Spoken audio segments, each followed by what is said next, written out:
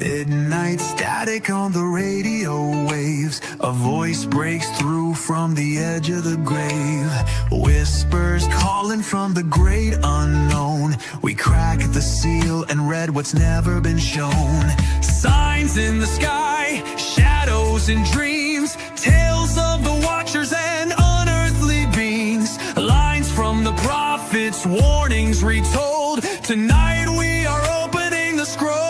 Opening the scroll, mysteries unfold.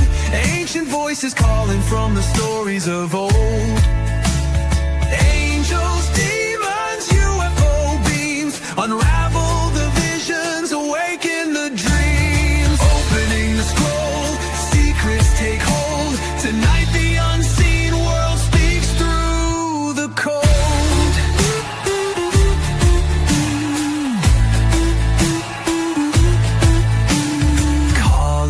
Ringing with their haunted cries. Footsteps echo in the corridors of time. Are they fallen stars or deceivers in flight? The battle's still raging beyond human sight. Signs in the sky, shadows and dreams. Tales of the watchers and unearthly beings. Pages of revelation, mysteries told. Tonight we are opening the scroll. Voices calling from the stories of old.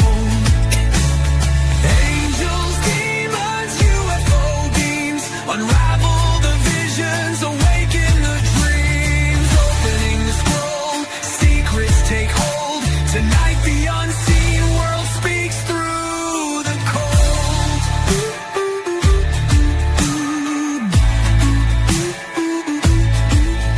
Every line, every sign, a cipher. Every voice on the line holds a world at stake. From Genesis to the stars unseen, the truth is stranger than any dream.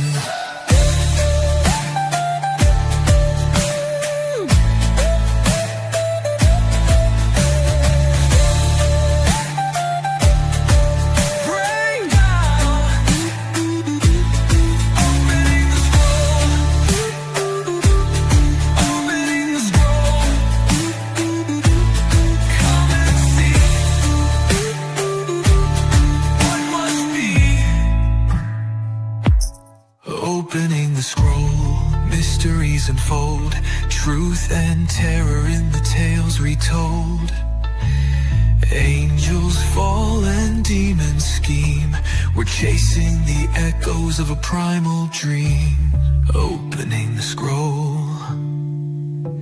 Tonight the darkness is exposed. Gary, how you doing, sir? Good. Can you hear me? I can. How you been?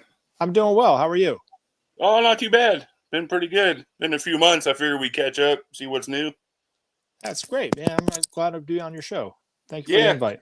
Yeah, been a while. So I guess we'll open. I've got a ton of new subs and stuff and viewers since last time.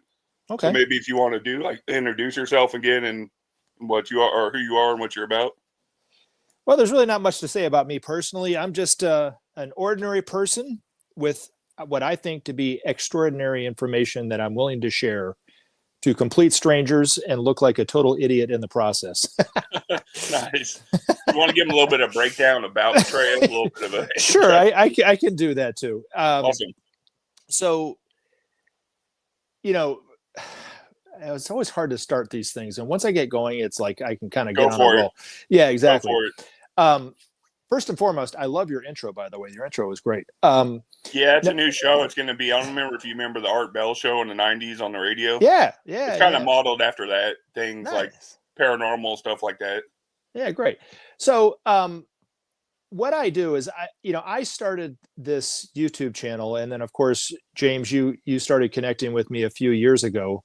Yeah. Putting comments, and then eventually you invited me on your show and so forth. Yeah. But the extraordinary information that I'm willing to share with people is that what I think is going on today is far different than what most people are really looking at and thinking that is what's really going on. Okay, so what I think is not what most people think are the end times, where we're going to destroy ourselves either militarily or through the environment or by some, spiritual scripture prediction fulfillment.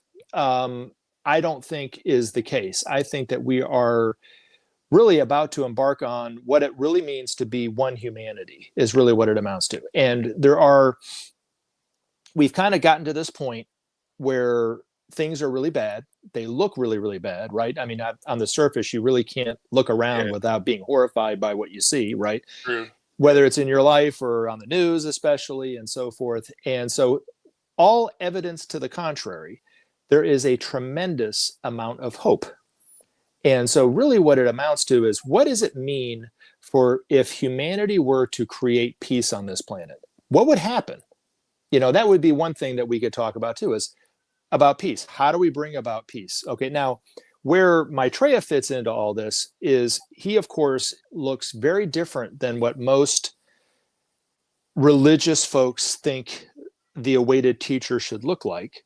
They're expecting him to look a certain way for them. Okay, so of course Christians, of course. Yeah. So Christians are, of course, waiting Jesus to come back. Okay, and I had a Christian background throughout the majority of my life. I wasn't really a Bible thumper, and my parents weren't hardcore Christian, but we went to church every Sunday, or as much Sundays as we could get in there, right? My mom's a Methodist, so that should tell you she's a middle of the roader, kind of deal.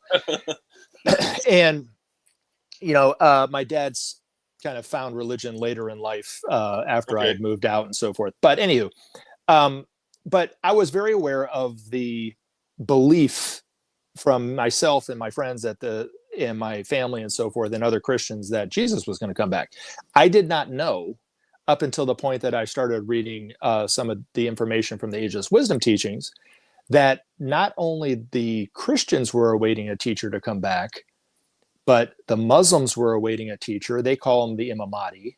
Yep. The Buddhists were awaiting a teacher to come at some point. They're thinking he's going to come in about 500 million years from now. So their timing is way off, but they did get the name right. They're expecting Maitreya Buddha to come back. Buddha, of course, the Jews missed Jesus as the Messiah 2,000 years ago, so they're still waiting the Messiah to come back. Correct. And then the Hindus are awaiting Sri Krishna or the Kalki Avatar. It just depends on the sect. Okay. Yeah, now, sure. So when I started kind of diving into it, I was like, so what are you saying? I was kind of thinking to myself, so what are they saying about the different religions? Well, according to the Ageless Wisdom teachings, the central truth of life, the truth of really who we are as a humanity, and the truth about God, and the truth about this teacher coming back are really one and the same. They're just talking about him in different ways, have different names and so forth. So if you were to talk to a Muslim, they would say, well, the Imam Mahdi is coming back and he's going to arrive in Syria. If you talk to a Christian, well, of course, Jesus is going to come back through the clouds, at the end of the world and so forth. So I do think they're misinterpreting their scriptures. The more I study this information, I kind of found out that, for myself, the truth is for me is that they're really just misunderstanding what they're reading. It's not that they're reading something different than what I'm reading, okay, or they have something different in addition to what I had read, because I'm reading exactly what they're reading. Yeah. It's just they're misinterpreting the symbols. They're thinking that, for instance, the Antichrist is a person when it's actually a force of energy is actually what it was written into the Bible as. And then the teacher is not just for one particular religion, but for all of humanity. And there are a lot of things and I have more familiarity with the Bible than I would with the Bhagavad Gita or the Quran. So I don't want to, I don't really, consider myself an expert on any of those things or whatever. But if you read in the Bible, there are certain things that I think that are symbols for what is going on today and what is going to be happening in the future. Okay. So, and also other things about ourselves and those kind of things. So, the teacher that I'm talking about, when I refer to him as the Christ, I'm not referring to him as a Christ, as the only true Son of God, as a Christian would be thinking the Christ to be. You refer more as like a consciousness, correct? Well, so the Christ is the Christ. There's a Christ principle, which is the love nature of God, which is present within the hearts of all of us without exception. But what makes Maitreya the Christ, and also made the Buddha a Christ too, because he's also a Christ as well, is he doesn't just manifest love, he literally embodies love, is what the ageless wisdom teachings would refer to as this being Maitreya, or this being we call the Buddha. They embody that energy. So not all of what I'm going to be talking about, the masters of wisdom, follow the path that would take them to become a Christ. They do other things, right? But that path that he took to become a Christ is unbelievably rare, James. I mean, there's not very many of them anywhere in our solar system or in the cosmos. There are a few. Obviously, he's not the only one, but there's some, but there's not common. And for our planet being at the level of consciousness that it is unbelievable that we not only have one Christ, but we also have two Christs living on this and abiding on this planet, helping humanity in the way that it's doing, him and the Buddha. So what then would be the question is, how does this relate to what's going on today and so forth? Well, according to the ageless wisdom teachings, James, there were a group of wise and, what from our point of view, perfected members of humanity known as the masters of wisdom that had been guiding and protecting humanity from behind the scenes for eons. Now, they haven't always been hidden away. There were times when they were out known for who they were, but this was thousands upon thousands of years ago. And since then, they've been working behind the scenes through their disciples in the world. So according to the ageless wisdom teachings, any so man or woman... Sorry to cut you off. Would that be like Alice Bailey, Blavatsky? You're talking about people like that? Yeah, and the only reason why I say according to the ageless wisdom teachings is I'm not presenting this as a new dogma that people should follow. I'm just presenting this as information for you to look at, for you to hopefully consider for yourself and maybe see if it's true for you or not. So I'm trying to leave it. That's why I say it like that, not to keep referring back to it like it's like a lot of fundamentalist Christians would say, the Bible says this. I'm not saying it from that perspective, James. I'm only saying it because I want you to look at it and consider it. And if you don't think it's true, then no big deal. We can all be friends. For sure. So it's not my information. It's just information. This is the extraordinary information that I'm sharing. I'm willing to share with people from my perspective.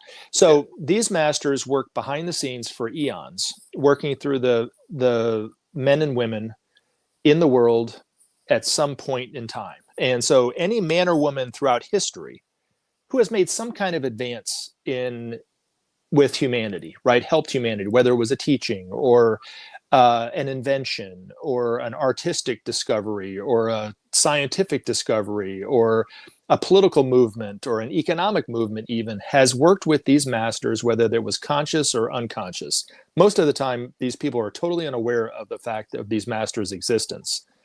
And someone like Tesla would be like a good example.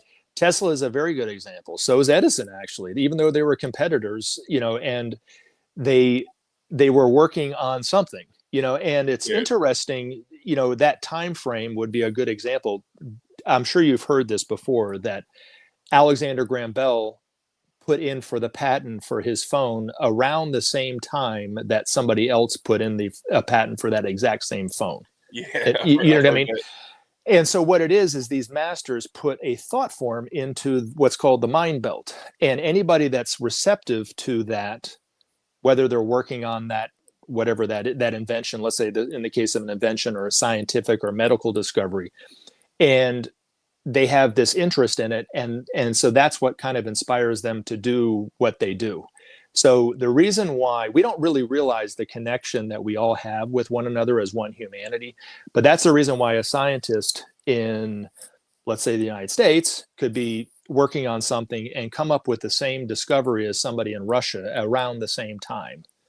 And eventually, when we start to trust one another, we start to see that we are one humanity and do what the masters are going to suggest that we do, which is share the resources of the world and so forth. Eventually, we'll share intellectual property, and there won't be this competition going on for more and more profit and so forth. So that instance will change. It will still be the same, right? There will be people who will come up with some kind of invention or scientific discovery, but then there might be somebody on the other side of the planet goes, well, here's what you're missing. And then they work together in more of a cooperative way, and the advancement of humanity will move at such an accelerated pace because we're working more together than competing and not trusting one another. So if you look in the Bible, and I just want to say this before we get going on this other discussion, is there is one specific reference, and I do think there are indirect references to these masters, but there's one specific reference that is very, very tiny that I've never heard a pastor in a church ever say, but it's Hebrews 12:23. And at the very end of that sentence, it says, just men made perfect. And that was actually, according to the Ageless Wisdom teachings, a direct reference to the Masters of Wisdom. Now, there are indirect references. Even Jesus himself said, greater things than this shall you do yourself, or something to that effect. Leading us, I guess leading a person who's reading it more intellectually than from the eyes of dogma, right? Eventually we'll be able to do what he does. You know what I mean? Maybe not now, maybe not this second, maybe not even in this lifetime, right? Because there's other references to reincarnation in the New Testament.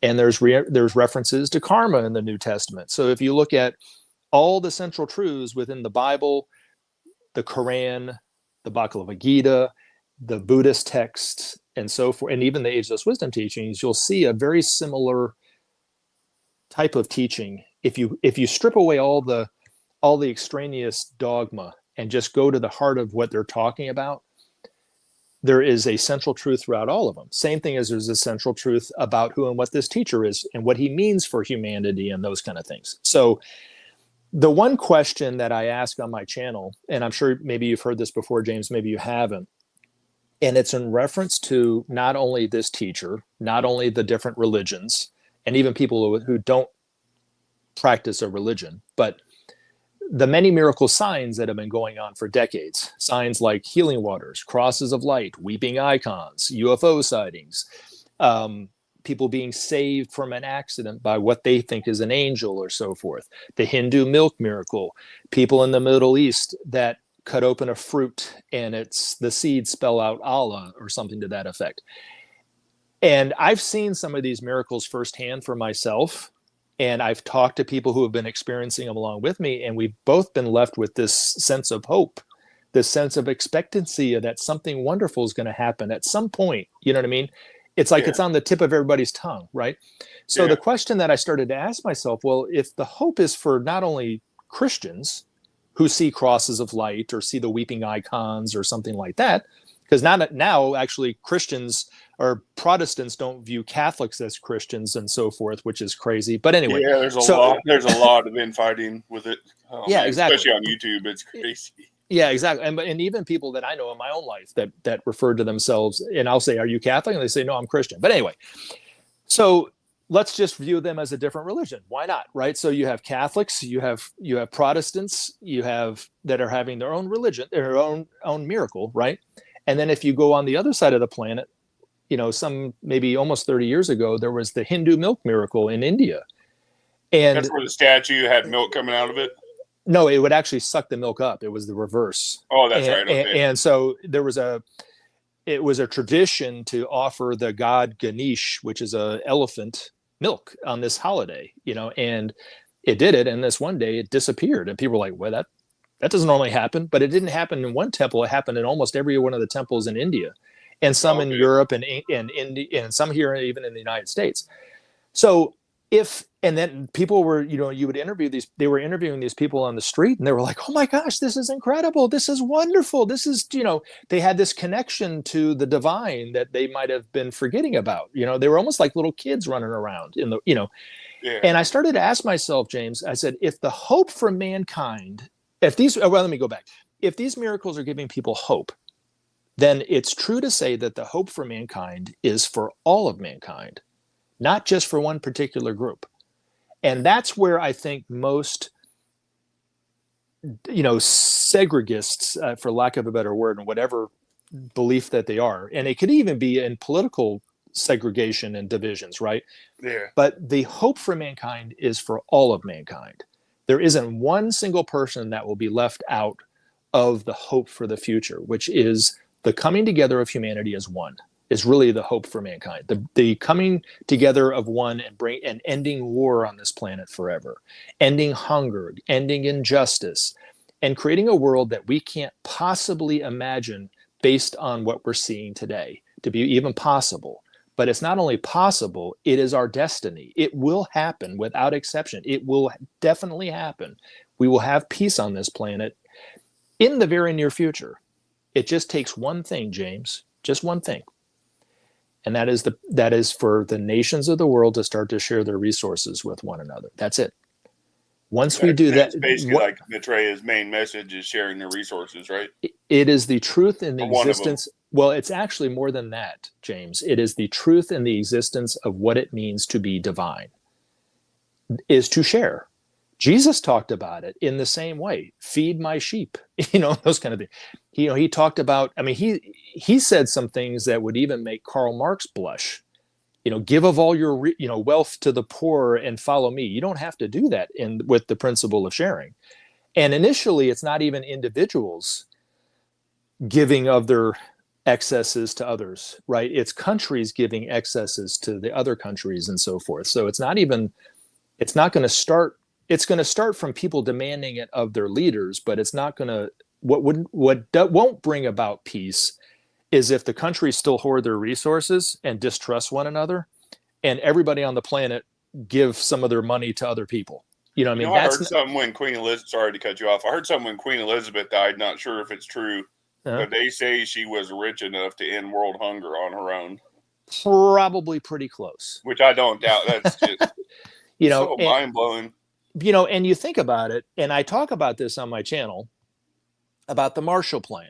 And this is... so in essence, the way the principle of sharing is supposed to look, okay, and this is basically kind of what, if I were to give you a step one, step two, step three. Can you give a brief rundown if anybody doesn't know what the Marshall Plan is? I know we spoke about it last time. Yes, exactly. So the Marshall Plan, from the point of view of the masters, okay, is the first time that humanity tried the principle of sharing. It didn't bring about communism in the United States. It was actually, because it was actually started by politicians here in the United States at the time. Yeah. And so it didn't, all the fear that people always throw at me when I talk about the principle of sharing. Oh my God, that sounds like communism. Well, did it bring about communism in this country? No, it did not. You know what I'm saying? We're still just as capitalist as we always have been. It's just, we tried for one time this principle of sharing, and the results were absolutely magnificent of what happened. That was right after World War II, correct? Right after World War II. And you can look it up. You can go to the Wikipedia page that talks about the Marshall Plan. There are actually some videos on the History Channel that talk about the Marshall Plan, James. But they don't refer to it as this. They don't look at the results of the Marshall Plan as this. But here's what happened. Okay, so World War I and World War II nearly devastated the infrastructure in Europe, right? Wouldn't you say? I mean, it was pretty bad, right? For sure. And had the United States just left it alone, there was a severe danger and extreme possibility that it would have fallen back into war again at some point. Yeah. Now, really. Now, it was. If you go to the History Channel, they were saying, and it's probably, a lot of this is probably historically accurate, right? That they were thinking that the communists were then going to come into Europe and take over all of Europe. So they used this, and I can't remember the official name of it. I mean, it's kind of loosely known as the Marshall Plan. It's like the American Recovery Act or something to that effect. But anyway, it's the same thing. But there was a general in World War II who eventually became the Secretary of State under Truman, who he and his group of people came up with this plan, eventually known as the Marshall Plan, where they would give it the excesses of resources that the United States had just sitting there, right? We always have these excesses of resources just sitting there doing nothing, and they gave it to the countries of Western Europe. And then those countries used those building products or concrete or metal or wood or whatever it was, and they rebuilt their infrastructures, and it totally rebuilt Europe in a relatively quick amount of time, and it didn't fall back into war. And here's the miracle of sharing, okay? Because Maitreya says, without sharing, there will be no justice. Without justice, there will be no peace. Now, there's also another part of it. Without peace, there will be no future, or there can be no future. So looking at it from, will sharing bring about justice and bring about peace? Okay. Just based on the historical evidence of the Marshall Plan. Once this started going back and forth, the United States initially gave excesses of their resources to Western Europe. Western Europe started to rebuild itself, and then it gave back in payment what it took from some of the excesses that they were starting to generate. Yeah. And it created an economic boom here in the United States. And then we gave some more, and it happened for like 4 years, right? Yeah. But all the countries that participated in the Marshall Plan, and this is something to really look at and really consider, okay? Yeah. England, the United States, France, Italy, Spain, Germany, or West Germany, excuse me, and then some of the other countries which were lesser players, right? But those are the biggies. Was Japan in there? No, unfortunately not, which is kind of interesting, Yeah, it is. But they probably didn't think that communism was going to spread that way, and that's probably what their motivation was in just keeping it in Europe. So anyway, saying. The U.S. basically forced Japan into that war. But yeah, that's another story. But anyway, so the where was I saying? So anyway, so those nations that participated in it, right? None of them have attacked one another since. Not one. Now it's not a perfect peace, James, but it's a goodwill amongst those nations, right? So even if you were to travel, right, you can really travel to England about as easy as you can travel to Canada for the most part, right? It's very easy. Now try going to Iran. You know what I'm saying? How hard is it going to be for you to go into Iran or North Korea or Iraq, right? We don't trust those people as much as we trust them, right? So it's not perfect. It's just a measure of peace, okay, that was created from the Marshall Plan. It was just a little bit of sharing that was tried, okay? Did Trey have anything to do with the Marshall Plan? I do think so. Now, here's what's important about these things. Okay, so the religious groups, let's go back to this teacher that I'm talking about, Maitreya. So that they're all expecting this teacher to come back. They're all expecting him by different names. I think unknowingly they're expecting the same teacher to come back, not a different teacher, and not even by necessarily the name that they're expecting him to come back as. But it was hoped by these masters that they would be able to come back into the everyday world about 1,000 years from now. That was the initial plan. But they knew that they would have to come back at some point and start to teach humanity out in the open like they did eons ago. But what happened was the Allied powers, who were backed by the Masters of Wisdom, defeated the forces of darkness who were backing the Axis powers of Germany, the fascists in Italy, and the militarists in Japan, right? So when that happened, it allowed an opening for these masters to come back far sooner than that. The other thing was, we actually invented the nuclear bomb and used it twice on Japan. Yep. And that created this possibility that we could destroy ourselves had the masters not come back into the world far sooner than they were expecting. But humanity, and this announcement was made in June of 1945 through Alice Bailey by Maitreya, that humanity would have to do three things. The measure of peace would have to have been established. This is where the Marshall Plan fits into all this. There had to have been the idea of sharing had to at least start to govern the minds of the world leaders of that time, which that fulfilled that role, right? And then I kind of tongue-in-cheek say, I don't see this at all. And I only think somebody of the level of the Lord of Love could have seen this, right? But the political parties had to start cleaning up some of their corruption. And if we did those three things, that would signal to Maitreya that humanity was ready for them to come back. So apparently we did it, because he came back into the everyday world on July 19th, 1977. And that was in London, correct? That was exactly. Was it? It was the Brick Lane quarters of London, like the Muslim quarters. Yes. Is it the Asian community of London? The Muslim community. It's like a Muslim area. It was called Brick Lane or something, from what I remember. Correct. Yeah, I've never actually been to London, but sooner or later I'll be able to go and see.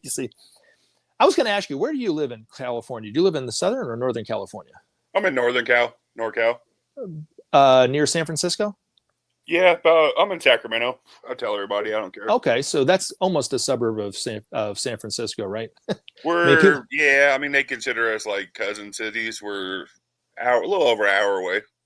So, according to Benjamin Krem, before Maitreya entered London on July 19th, 1977, 5 masters entered 5 major cities. So these masters were living far away from the possible gaze of humanity, so far remote areas of the mountain and desert regions of the world that there would really be little to no possibility that humanity would stumble across them. So was Mount Shasta one of those places?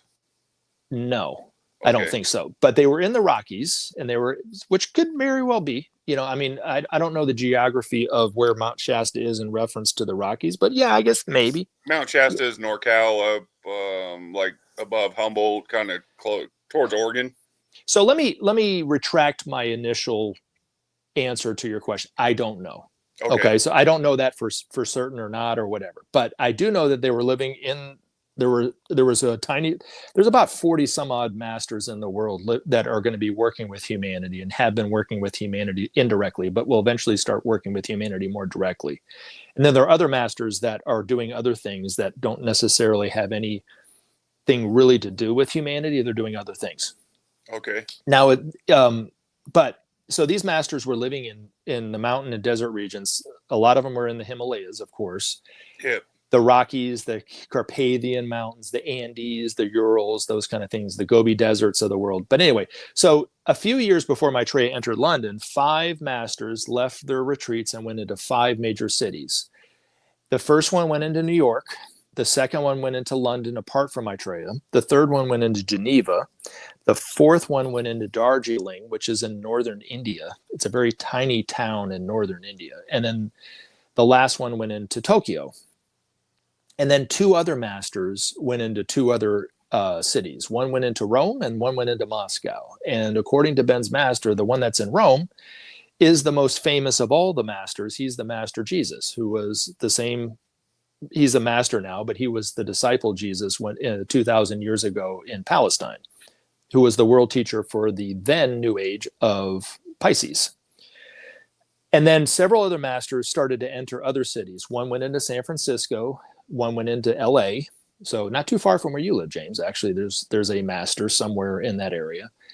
Okay. One went into Beijing, Paris, and some other cities. But those are the ones that I know of now.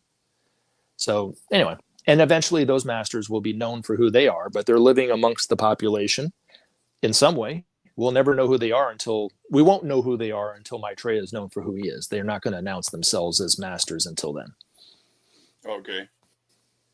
So I still haven't heard nothing of him. No new news about him coming forward, nothing like that. He's supposed to reach out through the media, right? Well, okay. So in 2010, so basically from 1977 until about 2010, Maitreya has been working behind the scenes to create the climate of expectancy of him coming into the world, but also the expectancy and the hope for peace, I guess, and working with world leaders and different things like this to help create that climate of hope and peace. So one of the things that was predicted by Maitreya back in the 80s was that the Cold War was going to end. And I'm of the age where I remember where it seemed like the Cold War was going to be a thing all throughout my life and forever. Yeah. And so when he made that prediction, it was not something that people thought possible. And that came, to an end. He also predicted around that same time that the Berlin Wall would come down. And we all know what happened with that, and he also predicted the ending of apartheid, which was in South Africa, which is another thing that nobody ever thought possible at the time, and the release of Nelson Mandela. So he was working behind the scenes, and he was also working to create the climate to where he could actually come before humanity through our media. And so early on, it was hoped that, in fact, all it would have taken was a handful of journalists of some kind of caliber. I think Ben said, maybe not him per se, but he did mention Ted Koppel as a as a person of interest, Okay. but somebody of his caliber as a journalist, not a YouTuber, of the time, kind of deal.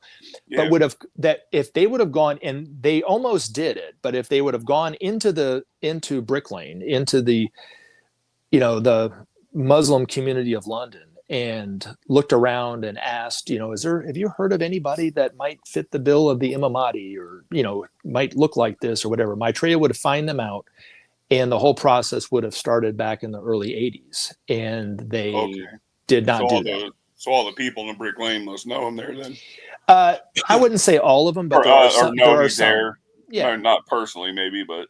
Yeah. And this is another thing about this teacher, is there was an instance, according to Ben, where somebody actually asked him, "Are you the Imam Mahdi? I've been hearing that you're the Imam Mahdi."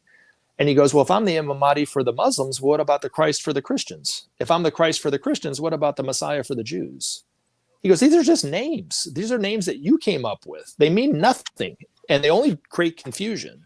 So he says he only wants to be looked at as a teacher, not even as a religious teacher, but just as a teacher. So you don't have to change your particular brand of belief or spiritual view in order to look at some of the things that Maitreya will be saying in the future, because he's not coming as a religious leader. He's coming to show us how to bring about peace, because that's the most important thing that we need to do, is to create peace on this planet. If we don't do that, our future will be in jeopardy until we do. Yeah, that's definitely true. So why is no one in the media really talking about him?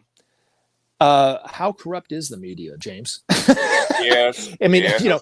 if you look at, so in 2009, there was a star-like luminary that started to appear in the sky in Norway. It culminated with that one, but it was a star that was in the sky, and I'd seen it many times, throughout that year. I actually read an email exchange between a student who was at the University of Georgia. I can't remember how I came across this email, but somebody in the Share International group found it somewhere on a messaging board. That's how long ago this was. Okay. Where they were taking astronomy as one of those classes to get the easy A. You know what I'm saying? And he emailed his professor, or messaged his professor, like, what is this thing in the sky? It's not Venus. It's not Mars. It's not Mercury or Saturn or Jupiter. And his professor goes, well, it has to be Venus. And he goes, no, Venus is in this other part of the sky. And that's where it was left. But anyway, the other people were even seeing it and so forth. And it culminated with that Norwegian spiral. But the announcement was made by Benjamin Krem in January of 2010 that Maitreya had already given an interview on TV. He never said when it happened. He just said that he had already done it. And that's something very important to think, because everyone went crazy. And this is where I think that this is indicative of how the media is about Maitreya. Nobody was saying anything about, Ben was giving lectures all over the world for years, and he didn't have hardly any interest from the media about what he was saying. Every so often he would get an interview here or there or something of note, but for the most part, no interest from the media. None. Nobody was talking about it. Nothing. And when he came out and made that announcement, it all of a sudden was just like, boom. And there was people all over the news talking about Maitreya and Ben making this announcement. It was wild. I was floored. True. So I remember Bill Maher even had Benjamin on his show. Yeah. And I think it was Bill Maher. He was. Yeah, it was Bill Maher. Yeah. And the funny thing is Bill Maher was, who I think is actually a pretty decent fella for the most part. I mean, this is just my humble view of him. I don't agree with everything he says, but he seems like he's got his head on kind of straight. But anyway, he really kind of attacked Ben in this interview. Yeah, he did. He really did. And the one thing that I heard that Ben said to him was, he goes, there will be one day that you'll get on your knees and you'll beg me for your forgiveness. And Bill Maher says, why would I ever do that? He goes, because you're a good-hearted man. Bill Maher wants for the world what Maitreya is advocating for the world.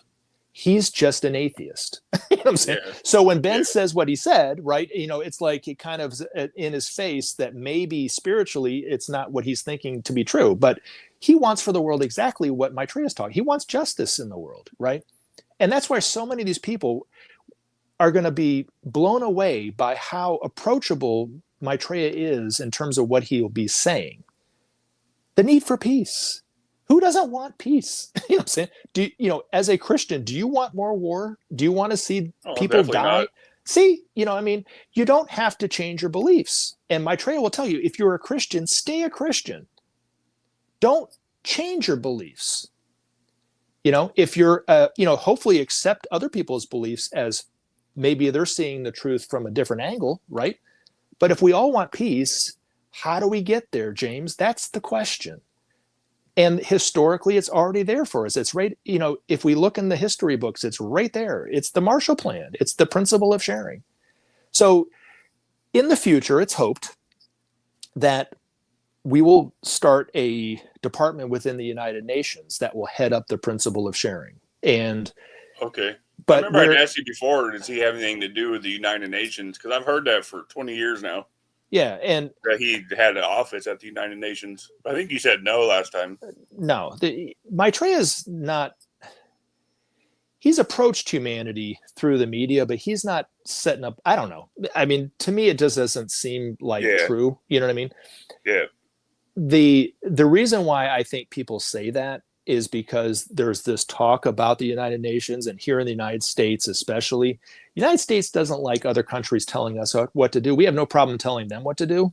Yeah, that's true. But we don't want Europe telling us, you guys need to tighten up, you know what I'm saying, or whatever, right?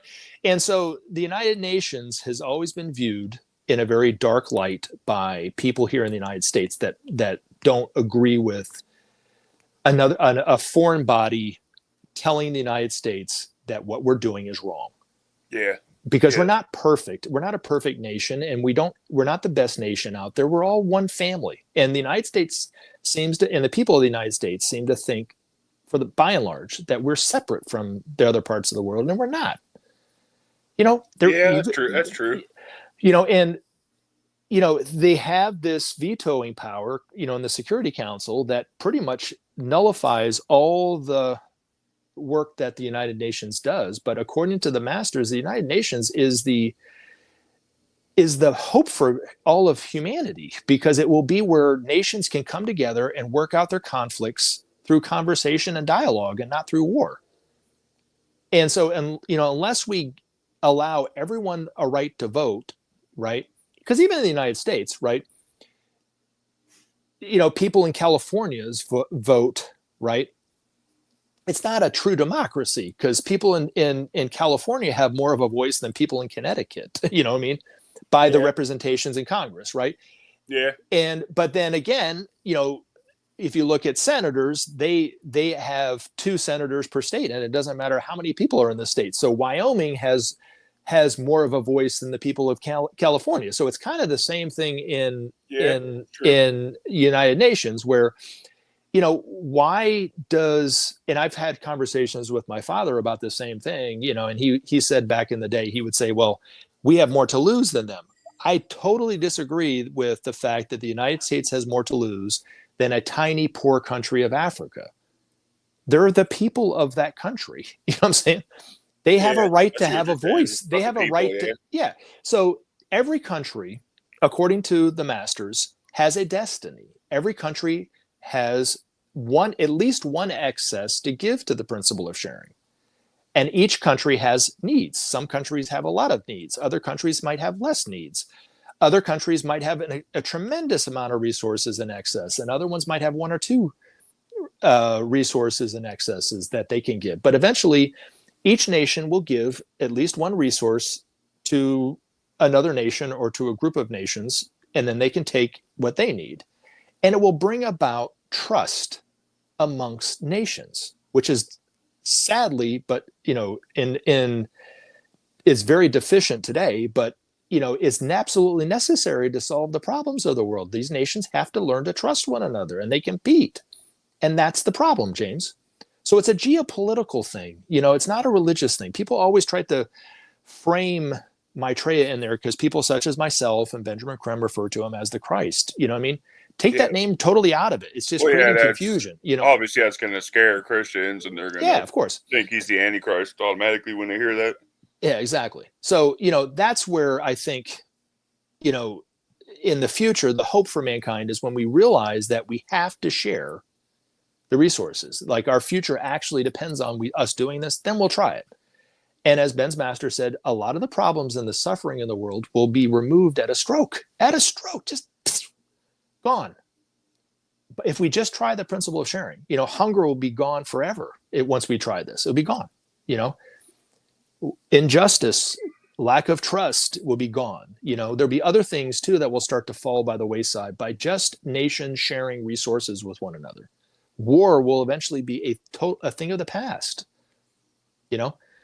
So we don't really know for ourselves, based on the evidence of what's going on today, how life on Earth would look if we did have peace. You know what I'm saying?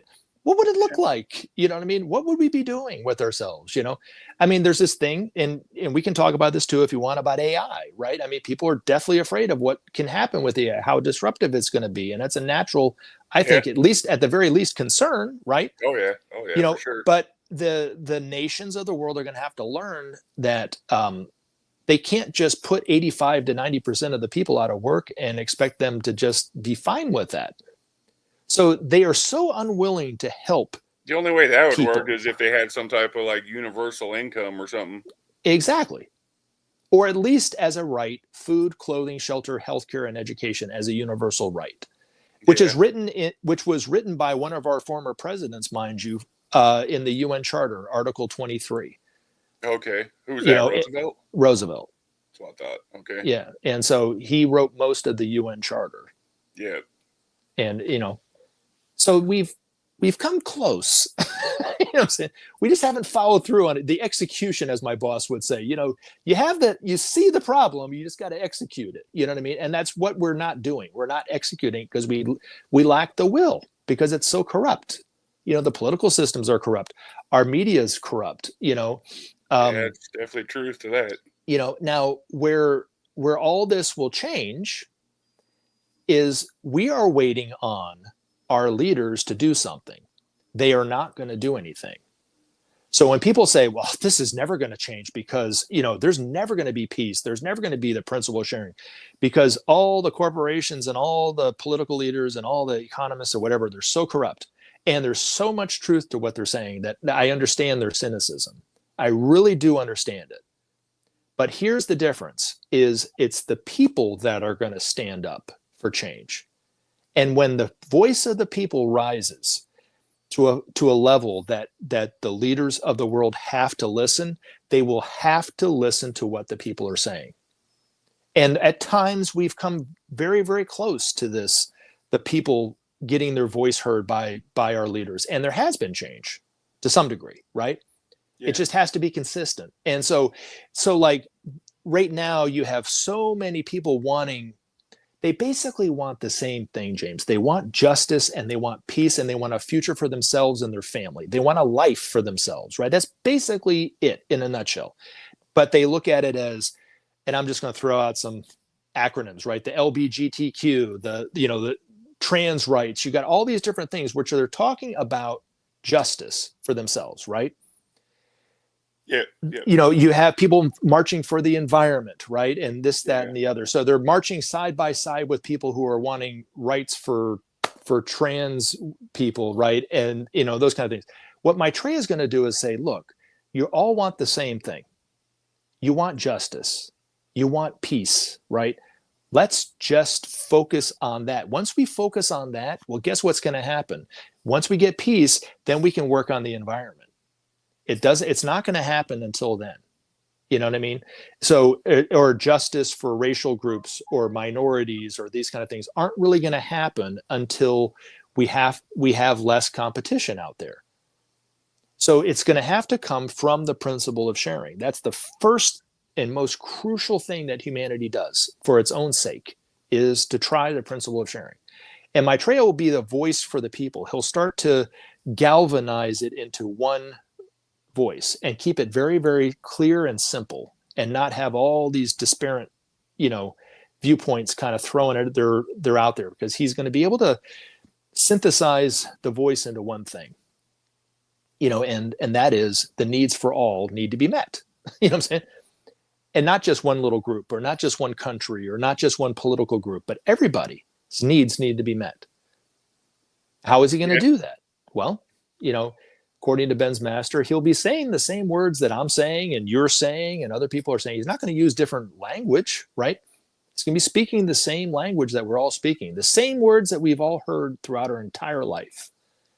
But because who he is, being the Lord of love, embodying that love nature, what he says will open the hearts of the listener to where they understand it. And they'll go, oh, the principle of share. Gary keeps saying it on his show all the time, right? To you and other people that listen to it from time to time, right? But when you hear it from him, you're going to be like, you didn't say it anything the way that he said it. You know what I'm saying? And I'll say, yes, you're right. I didn't say it how he said it, because I'm not him. You know what I mean?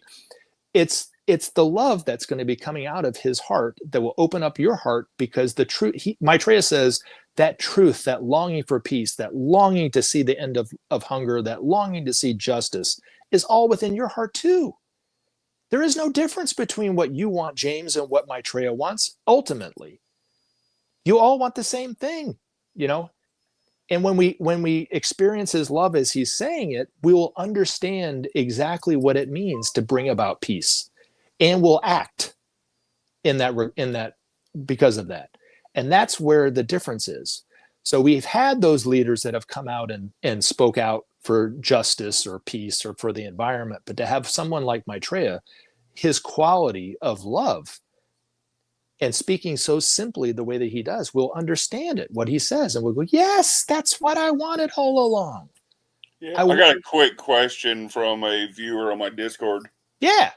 Max says, wouldn't Maitreya be against trans and LGBT since it goes against creation and procreation? So, no. Maitreya is for all of humanity.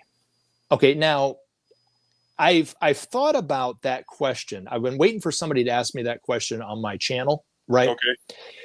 And it's all based on identification, right? So, for instance, trans people identify as, they might be male biologically, but they identify as a female, right?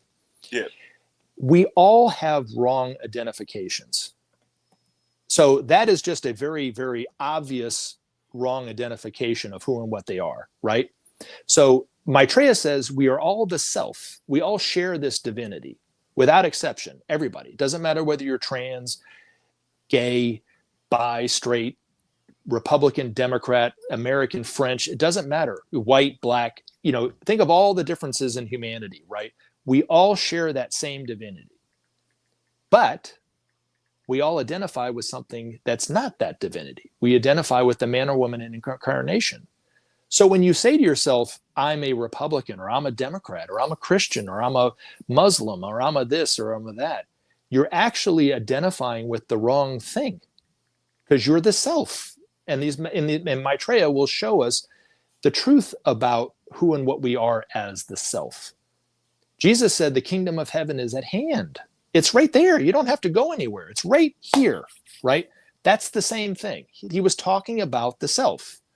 When Paul said, and I read this all the time on my channel because it's had such an impact on me, but he says, owe no man anything but to love them. Because when you love them, you can't sin. Really, you can't kill. You can't covet what somebody else has. You can't murder somebody. You can't harm anybody. And you also can't be afraid of anything, because you literally are seeing yourself as them. He says, the law of love thy neighbor as thyself, that's the law. These masters see everybody as them and them as everybody. We see the differences in them. So we see, oh, they're Catholic. They're different than me. They got it wrong. I got it right, of course, right? You know what I'm saying? Or they're Muslim and I'm Jew, or I'm a Hindu and they're Muslim. So they must, there must be differences in there. There's no difference. There's no differences in anything. We just identify with the wrong thing. when we truly identify with the self, we will understand perfectly what Paul was trying to say in that when he says, "Owe no man anything but to love them." And that is, so when we identify with the man or woman who we think we are, who we've come so accustomed to knowing, right, and identify as that, we've have the wrong identification, just as somebody who thinks themselves, who is biologically male, thinks themselves as a woman.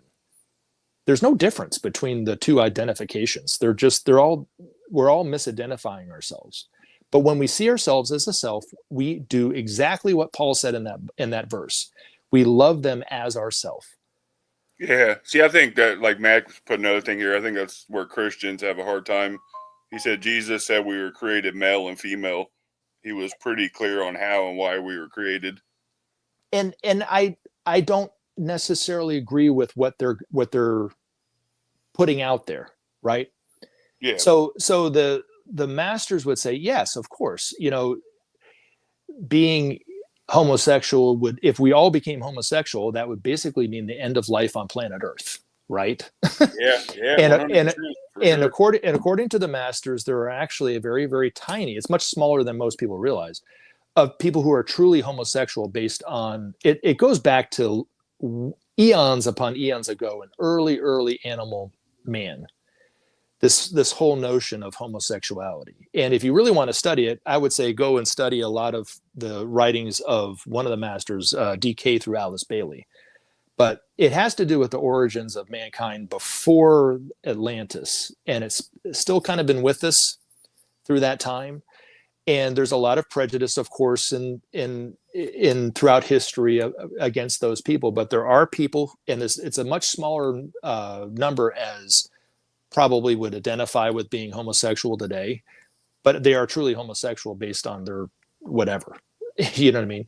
But it's, I'm not an expert in that regard. I just brought that up as, I didn't mean to start, but it's really I just when I try to get to questions when people have them in the chat, and I try to answer it as best I can. I know, sure. Surprisingly, Ben's master wrote an article about the family, and it was about how important the family really is, and how much more importance it will be in the future, actually, for humanity. And he even said that it's not a part of what they call the plan to have homosexuals as parents. It's actually detrimental to the child and the family unit, from what I understand him saying, which from what you would think, what I would think that they would say would be the exact opposite. And that's when he started talking about homosexuality being, it's kind of like the masters would say, it is what it is. You know what I'm saying? They don't look at it as evil as most fundamentalists would think it to be. They also don't think it's necessarily the most desirable thing. They see it kind of neutral.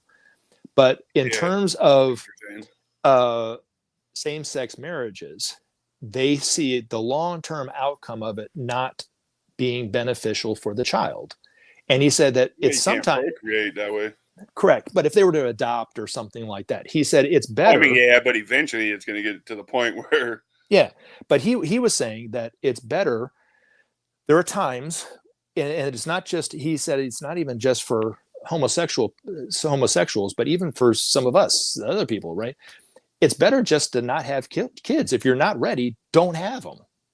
And he was talking about. I agree with that. And he was talking. I agree with that because the kid's the one that ends up getting hurt. So yeah, and so he was talking about how it is the hardest. And I can share this as. Are you a parent, James? No.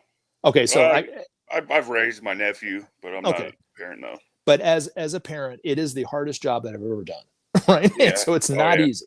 And there are a lot of kids who have kids who are quite young who aren't ready for that. And of course, it's very detrimental and so forth. And he was saying, how is it that in most Western countries, for instance, you have to go and get educated to learn even how to drive a car, and yet there's no education on how to be a parent? So he was talking about that in reference to the family and how, but he said, but then again, he said that he was talking about it's not just homosexuals, but it's also other people. It would be wise for them not to have kids. And I'm sure you've been in a Target or if they're not ready. Oh yeah. Yeah. And I'm sure you've been in Target or a Walmart or a grocery store and going, man, why is that person a parent? You know what I'm saying? Yeah. You know? Yeah, a few times. So anyway, does that answer that question? Yep. All right. But so, Maitreya, my bad. now the other thing too is Maitreya is not against any group. So he's not going to align himself with I talk about the Democrats more than I talk about the Republicans per se. I think they're both corrupt. You know, I'm independent. Yeah, so am I, right? But I'm on either side. You will find, you know. I'm obviously, I lean conservative in my values, but when it comes to the political, I'm just like, I'm independent. You guys are all clowns. But what I was just saying, just in general, right? So politically, or any kind of ideology, he's not going to align himself with any political group or ideological group or racial group, because you can alienate other groups or nation or whatever. You know, we're all one family. You know, and that's one thing that we have to start looking at it as. You know, we are one family. We might have differences, and it's maybe best at this time because it's so crucial, because we're really coming up on the time of we got to do something with these problems. We might need to kind of just set aside our differences for now and maybe tackle the issue. You know, and the one thing that I saw, because, and this is just for me personally, is, and it was quite unexpected, and it just happened over the last few months, but someone who I'm totally against politically, you know, I mean, if she and I were in the same car, I don't think one of us would make it to where we're going. You know, we would, one of us would push the other one out of the car, right? Is Marjorie Taylor Greene, who represents her district is about 20 minutes from where I live. Right? She's got to be in Georgia. Yeah, she's up and to the left from where I live. Anyway, but she's to the right, very much politically to the right, but geographically she's up and to the left. But anyway, she's even said some things that have kind of shocked me that I've had to say, you know what? I actually kind of agree with her. She was totally against this unilateral attack on Iran. She's like, wait a minute, you know what I mean? Wait, you know, and I'm like, yeah, I can kind of get that too. And when I started to kind of peel back the curtain a little bit, I started to look, I was like, you know, these people that I really didn't agree with, these MAGA folks, you know, they all want peace. And I grew up with Republicans being the war hawks, but they're starting to make the Democrats look like the war hawks. And I'm like, you know, I can kind of get where they're coming from. Yeah. You know, and this is just an average person. So I can't imagine what Maitreya he'll be able to find the common ground between groups, because we really, and it goes back to what I said earlier, James, we all want the same thing. We all want peace and we all want a family. We all want a future. You know, none of us want to see our only planetary home go away. Right. Yeah. You know, and so what are we going to have to do? We're going to have to see that we are one family. Even though we disagree, even though we're a different color, different racial makeup, different religious backgrounds, whatever, it doesn't matter. None of that stuff matters, really, at the end of the day. You know, what matters is we got these problems that are still there. You know what I'm saying? So, anyway, does that make sense? So yeah, I see what you're saying. All right, so I believe we spoke about it briefly last time. Mm-hmm. I don't remember what your answer was, but I'd asked if UFOs, whatever you want to call them, UAPs, are with Maitreya. Are with Maitreya? Yeah. Okay, so I'm going to have to, so they are, okay, so UFOs, which I've seen UFOs in my own life, and I can tell you about that story in a second if you want, but they are humanity, and they're not coming from another dimension. They're not coming from another galaxy or even from another solar system. They're coming from our sister planets in our own solar system. So like Venus and Mars? Venus and Mars in the main, because those are our two physically closest planets, but they do come from other planets like Jupiter and Saturn as well. They are here on a spiritual mission, according to the masters, and they mean us absolutely no harm, and they never have. If they were wanting to take us over, they could have taken us over eons ago, because they've been here helping us all along. And the reason why I can sit here and say that they are from Venus or Mars, because if we were to travel right now, if we could project ourselves there right now, we would not see anybody there. So let's just take Mars, for instance, right? Because we've sent more probes to Mars than we have to any other planet, right? All the images coming back are just looking at desert. There's nothing there, right? There's no life on that planet from what we can tell. Yep. There are more people living on Mars than are on this planet, but they're living on higher levels of physicality known as the etheric. So we only see... plane. Yeah, we only see solid, liquid, and gas, right? That's it, basically it. According to the masters, there are 4 levels of physicality above gas, known as the etheric. So when these spaceships come from these other planets, you can call them a UAP or UFO, doesn't matter to me. We're all talking about the same thing, but they don't need to be seen until they want to be seen. And when they want to be seen, they just simply lower their vibration down to where we can see them. And then when they don't want to be seen anymore, they simply raise their vibration. And from our point of view, they disappear. But they're humanity, and they've been coming to this planet for quite some time. They can come in different ways. So some of them, and most of the people who come from those other planets are kind of avatars from there, but they might have fallen because that planet came to a certain evolutionary point to where they couldn't stay on that planet. They had to go to a lesser planet that's not quite as evolved. So what do you mean when you say avatars? Avatar is just someone who comes from higher to lower. Okay. So if they're coming from a higher planet like Mercury and falling here to Earth, and then they join our evolution and finish out the evolution and become a master on our planet. So, speaking of Mercury, according to the masters, Leonardo da Vinci was from the planet Mercury. Okay. Shakespeare fell here from the planet Jupiter. So if you see it, he was born in a normal way, they might not have had any memory of being on those other planets, but that's how they came to this planet. They fell to our planet and joined our evolution, and were very much more advanced than average humanity. That's why they were seen in the way that they were seen, as whether it was an artist or inventor like Da Vinci or an author like Shakespeare. What do you mean they fell to this planet? Well, so when a planet gets to a certain point in evolution, the humanity that hasn't quite made that grade, they have to incarnate on a different planet. Okay. Little off topic. Well, when I heard fell, it brings me back to the Bible when it says the angels were kicked out of heaven and fell down to earth. That's why I was just that's why I correlated it with when you said fell. Gotcha. And then other times they come to this planet and they are fully conscious of themselves being from another planet. They just lowered their vibration enough to where we can see them. So people like Benjamin Creme and people like George Adamski, when they met what they called space brothers and sisters, they were meeting them here on Earth. I know George Adamski talked about meeting them in a diner. They were sitting down at a diner talking, and they were from another planet. They knew they were from another planet. They had work that they were doing here, and we would just see them as an ordinary person. But they were working in different fields. Some of them work in the political fields, and I'll talk about some of those if you want. But yeah, go ahead. Most of them come to our planet, are on these spaceships, and they are spirit. To add to that, would that be who Roosevelt allegedly met with? They said he had met with some UFOs or something. Was that Space Brothers? I don't know. Okay. The only president I know that knew that he'd seen a UFO was Jimmy Carter, who there claimed. was always rumors for years that Roosevelt actually met with some in the. Could very well be. Yeah, it could very well be. He was a very advanced, person. According to Benjamin Creme, because I don't have any personal experience with this. Okay.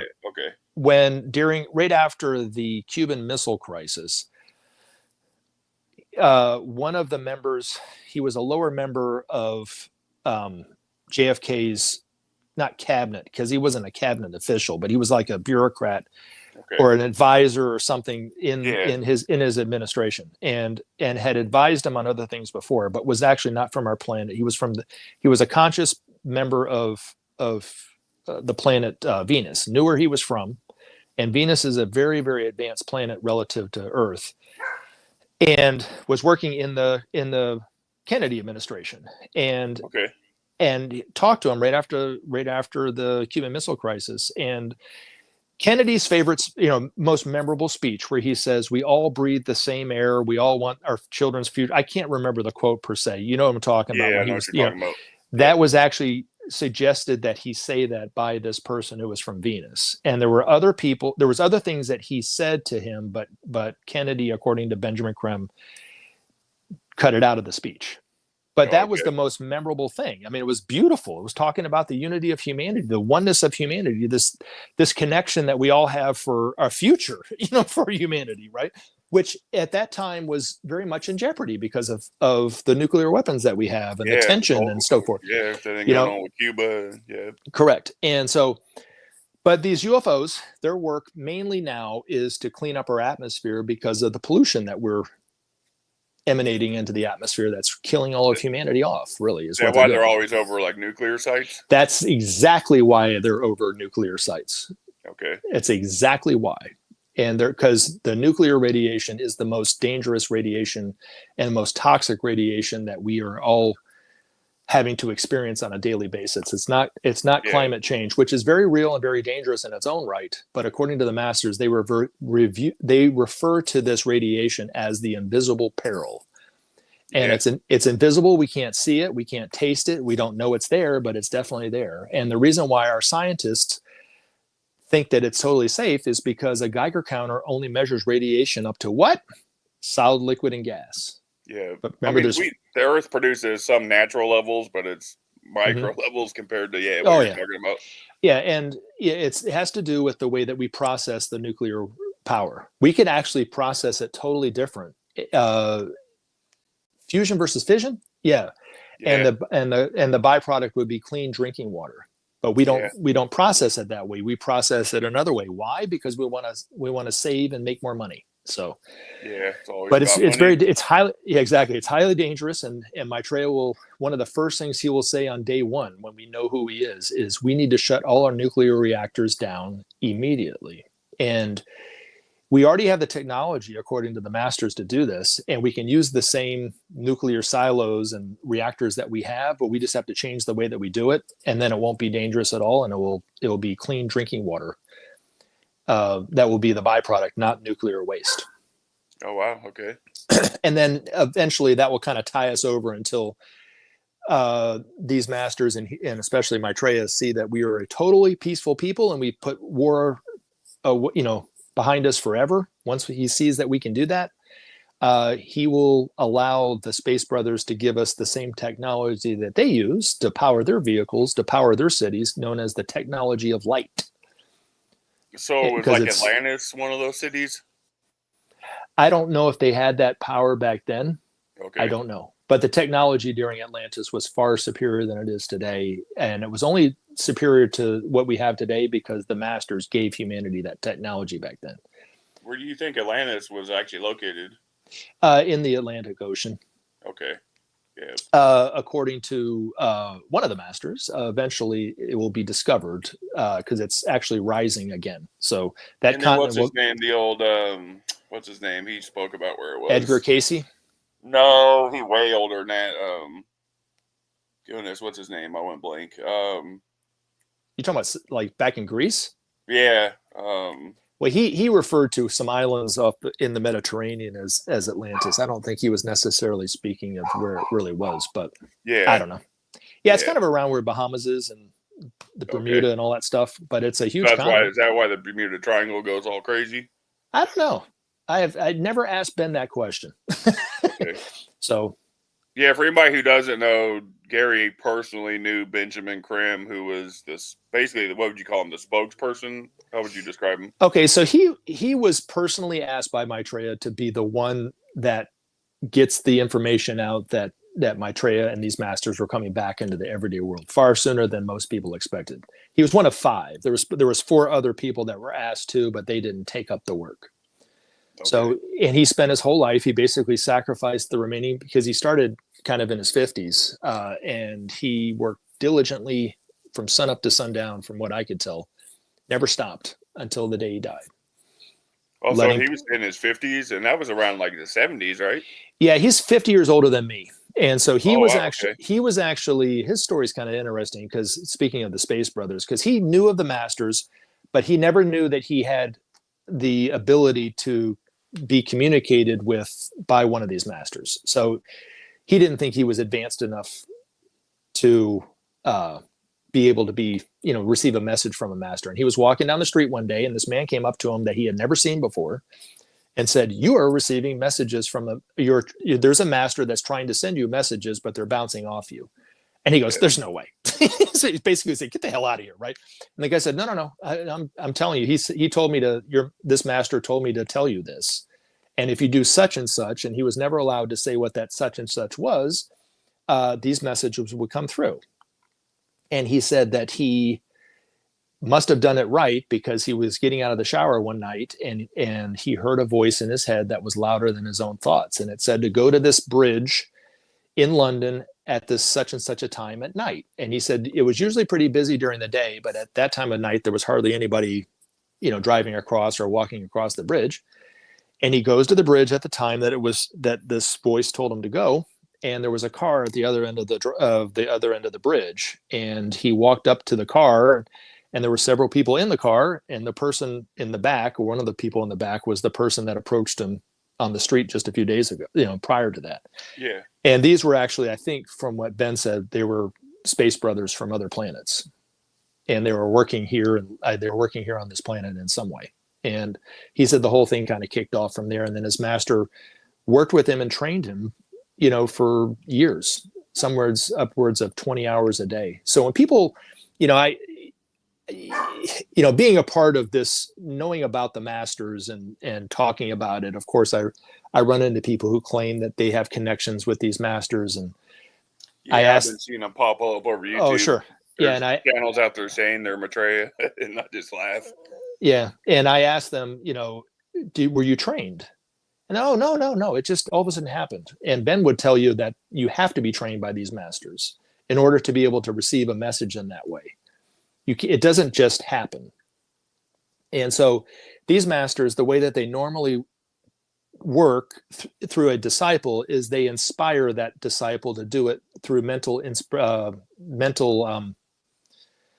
of inspiration. So during their sleep, the person's asleep, and the master will plant a thought in their head to do such and such a work in whatever it is, right?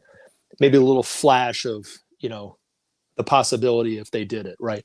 And then they go to work and they do it, and they'll either do it the way that the master wanted them to do it, or they'll go into go in a different. Cut you off. Okay, Cheryl, shut up and get out of here. Well, what's the matter? Even talking about? This lady, okay? She follows us around. She's over here saying I'm having a blasphemous, heretical comment with you, and it is. Cheryl, get out of here. Oh, James, I didn't like this information when I first heard it. It's fine. Everybody knows I'm obviously Christian, and we have completely separate views. But I'm just having a conversation, so she can get out of here. Okay. I mean, you feel that's the best thing to do. We have issues with her. She follows us around. Yeah. We're fighting with another channel, and she's part of that channel, so she follows us around. But I'm sorry to cut you off. Go ahead. I honestly don't remember what I was talking about.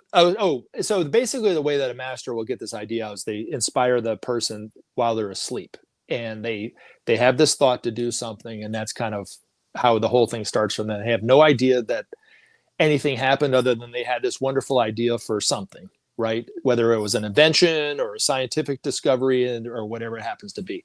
And of course they have to do the work to get it, so the idea might be, the inspiration might be to create the light bulb, right?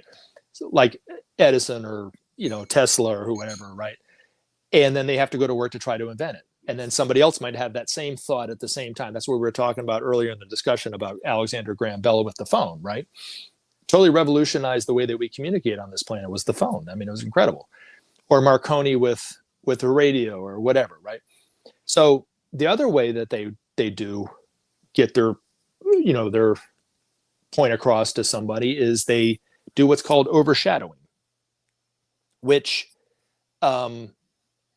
is they're doing that with somebody who's much more advanced than somebody who would just be inspired for the idea, But so people who have direct connection with these masters, a lot of times they won't tell you because it's not their job to tell you that they're having this connection with a master, but they're receiving these teachings from a master who's on another part of the planet, but they're receiving these messages that are very clear, So when Ben's master wrote articles that were published in Share International, he was sending those messages to Ben telepathically, and he would write them down.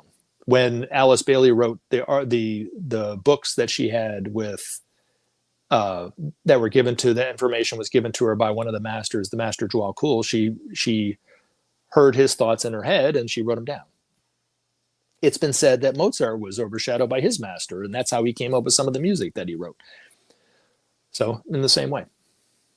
It was also said by Ben that Rembrandt, the painter Rembrandt, who painted over 80 self-portraits, the times that he painted himself as self-portraits, he was overshadowed by Maitreya, and Maitreya actually painted his eyes into the paintings. That's why those eyes in the Rembrandt's paintings are so magnetic. If you look at them, there's something about the eyes of Rembrandt, and I knew that, and there was always something about the eyes of Rembrandt before I knew anything about who and what Rembrandt was, his work, or Maitreya, right? But looking at the paintings of Rembrandt, they're quite striking, and it was Maitreya's way of starting to enter the world again 500 or 350 or so years ago. So anyway. I got another question for Mac. Yeah. He says, does Maitreya or the masters have a plan to stop age trafficking? They have a plan for everything. In fact, they have the plan in a nutshell is to bring order out of chaos, which there isn't anything more chaotic than human trafficking or enslavement, right? I mean, that's an evil upon evils, right? Oh yeah. And so what will have to happen is those people who do those things will have to start to see that it's on both sides, the people that participate in it and the people that actually are the ones that are enslaving these poor kids and doing these kind of things, right? But the whole system has to change there. And that's where I think the principle of sharing will really come into play. When we start to see, remember what Paul said, when you love someone else, you can't do that, right? And the only reason why these people are doing these things is because they don't love. They don't identify with the right who and what they are. I know it sounds oversimplified, and it might not end overnight, but the process will start through the principle of sharing. Now, why is it going to stop through the principle of sharing? Because that's the moment that humanity starts to see itself as one in specific time, in real space. When we do that, when we try the principle of sharing, that's when that will happen. And as Maitreya himself said, when we take one step into sharing is taking a step into our own divinity. It will change life on this earth in a way that we can't possibly imagine. Drug use, the same way, right? Drug use from the master's point of view is really spiritual starvation is what's causing it. These people don't realize who they are, and it's causing them pain and angst and depression and all sorts of things. And these masters have ways of showing just what the purpose of each and every one of us are. I know Ben said when he first was approached by Maitreya, he had a vision of the future and the past and the present all at the same time as these masters see time. And one of the things he saw in the future when Maitreya is speaking to crowds of people, he said he saw people running down the streets crying because for the first time in their life, they realized that their lives actually meant something. They actually mattered. We participate in these evils, and whether it's drug use or crime or human trafficking or whatever, because we don't have a sense of purpose of really who and what we are. We're lost. We're living in darkness, right? And when we start to see ourselves really as who and truly as what we are as one, we can't do those things.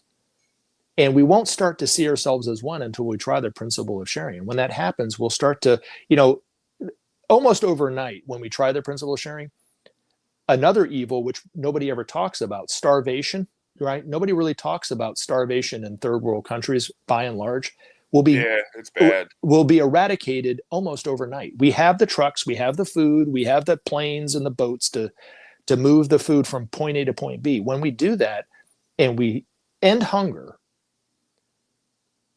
and this is something too, there was a poet that said this, his name was Federico Lorca. We don't understand the spiritual explosion that will take place when hunger ends. And I live my life with that possibility in mind, of that joy that will happen in all our hearts when hunger is eradicated from Earth, right? Planet Earth, right? By just sharing. And when that happens, we'll have a little bit more justice in the world. Maybe not perfect, but we'll be moving in the right direction. And then it will start to bring about trust amongst nations. A lot of times the reason why these people are doing these things is because they have no other, in their mind, they have no other way of making a living. I don't know. And I'm not talking about like drug deals and drug dealers and so forth, right? As another thing too, right? They have no other way of making money. And so they are tempted to do what they do because they don't see any other way.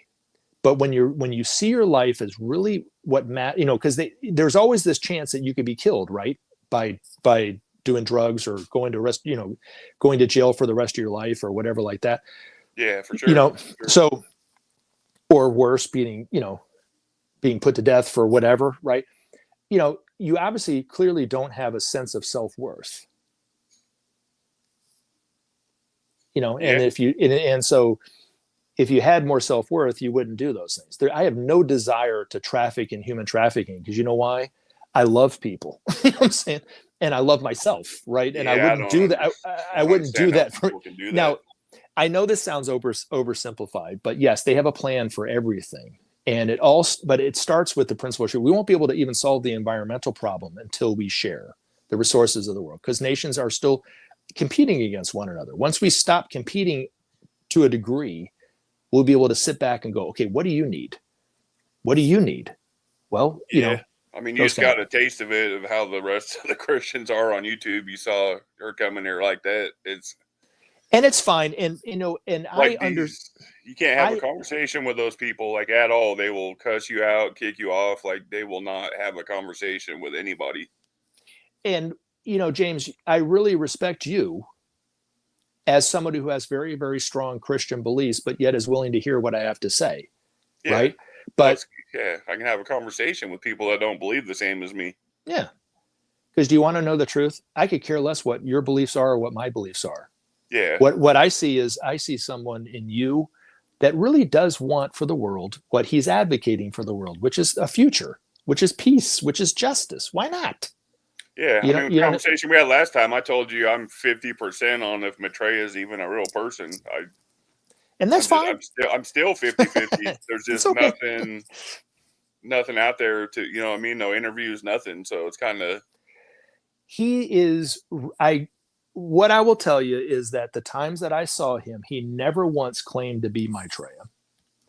And there were other people around that didn't even know that he was Maitreya. And never talked about what happened. And so like one, for instance, was,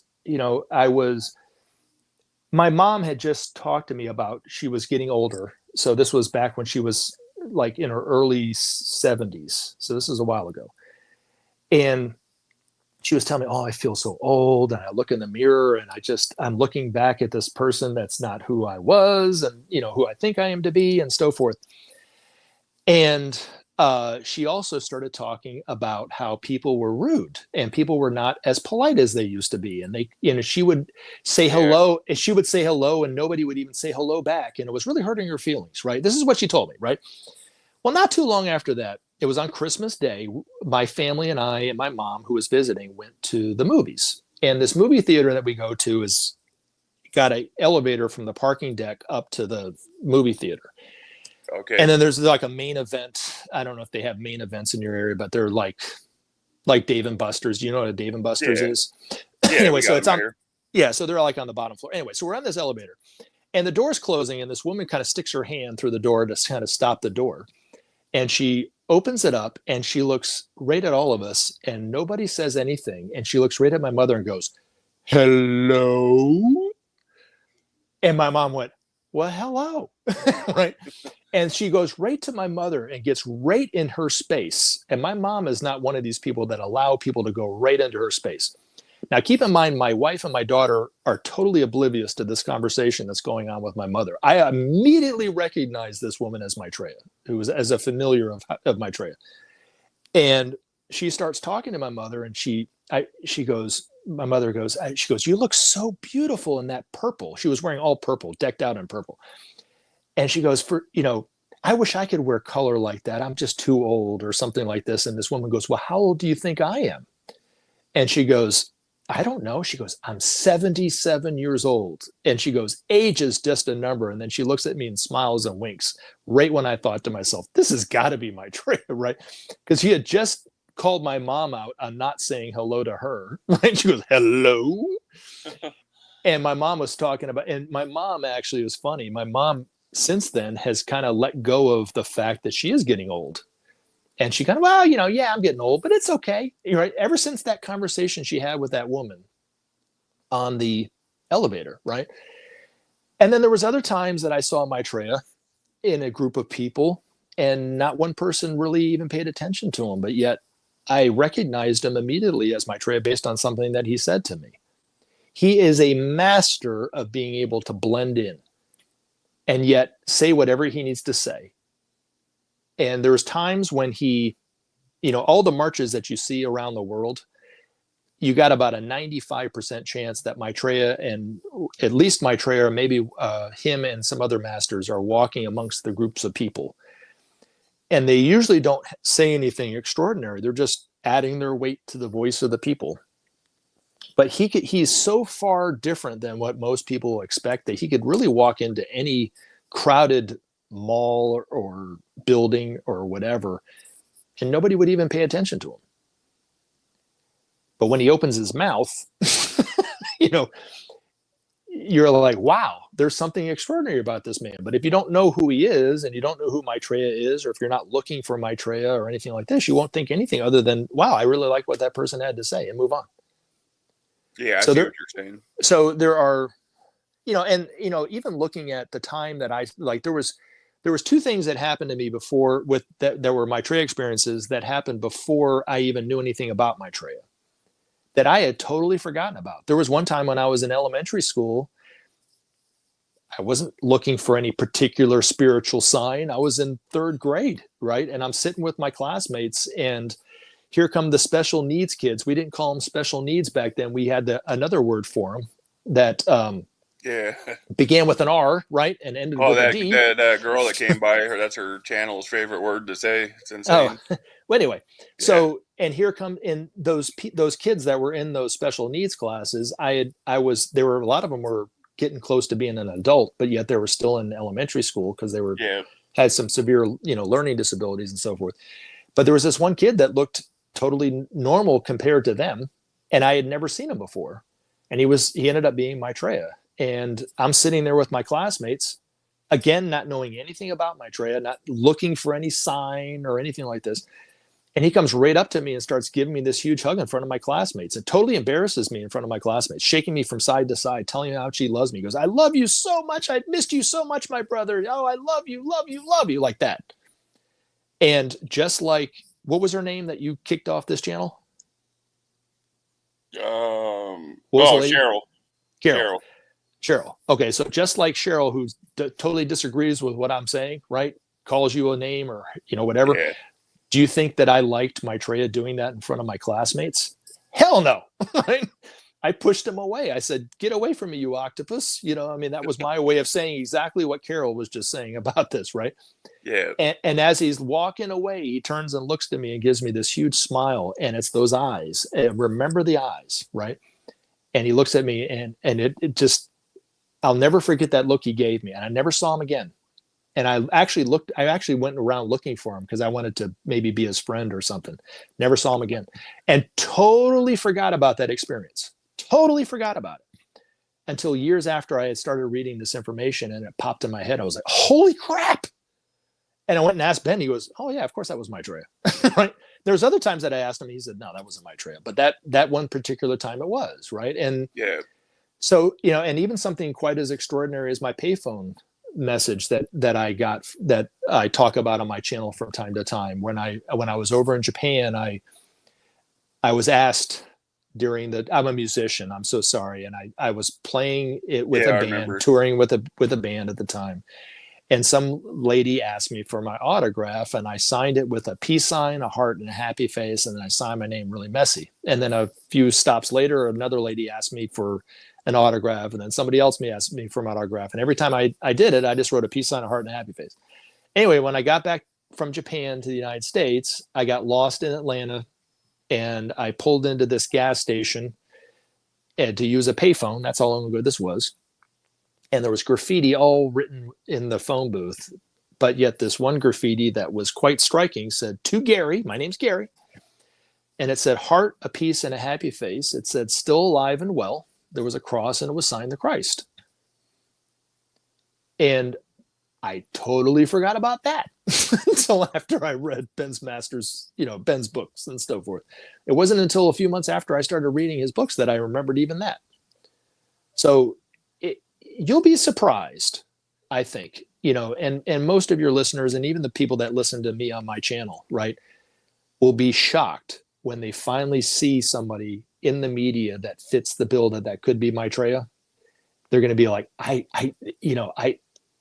I know who that guy was. I've seen him before. Or where have I seen that man before? I know I have seen. It was probably going to be more like that experience for most people. But there'll be some people that, I remember seeing him on such and such a show and had no idea that was him. I mean, I know you understand why it freaks some Christians out, because that's literally the sharing, the peace, all that. Is how the Antichrist is described in Revelations. I understand. But we got to be able to have conversations with people. It's so crazy. And I respect where they're coming from, and I always present this information, and it's just information. You either believe it or not, right? I mean, that's originally what I've told you before. That's originally what got me into even researching Maitreya 30 years ago. I was like, the guy would be the perfect candidate for Antichrist if he's real. But that's how all Christians are going to look at it. I would say he definitely does not fit the bill of an Antichrist, because people don't even recognize this guy on TV. So I'm saying the characteristics, how you described him, the sharing, all that is how Revelations describes the Antichrist would be. Really. I mean, I understand why they're freaking out, but I mean, we got to be able to have conversations, guys. If you look at what Jesus said, in a lot of ways, it's exactly what Maitreya is saying about the world today. He was just talking to a different group of people. And even something as simple as, because Maitreya talks about the law of cause and effect, right? It's talked about in the Bhagavad Gita. It's talked about in the Quran. It's talked about in the Buddhist texts, right? This law of cause and effect. What you sow, so shall you reap, is how Jesus put it. So simple that I've literally never heard a pastor in the pulpit use that as a sermon, ever. Now, I'm not saying they haven't, but I've literally never heard it. Yeah, you just never heard it. Yeah. Never, right? They always talk about the 10 Commandments, right? If you focus on the law of cause and effect, you can't do any of the things that you would sin against God in the 10 Commandments. You couldn't do it, because you're hurting yourself by doing those things, right? If I harm you, I'm harming myself, is what Jesus was saying. Those who live by the sword shall die by the sword is another one, right? A tree is known by its fruit. Very simple. And looking at Maitreya, right? I always say this: a teacher should be judged by their teachings, plain and simple. And this is any teacher, right? Whether it's a piano teacher or guitar teacher or an English teacher or whatever, right? Or a world teacher such as Maitreya. And if what he's saying as a teaching, if you try it and it doesn't work, or it does the opposite, then he's probably a bad teacher.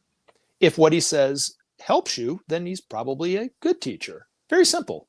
A tree is known by its fruit. It's very, you don't have to weigh it on an ideological difference or similarity, right? And so some of the teachings that Maitreya has given me have changed my life, me personally, right? Like, one of the things he said to me was, he said, I never judge anyone on whether they're good or bad. I only notice the good things that they do.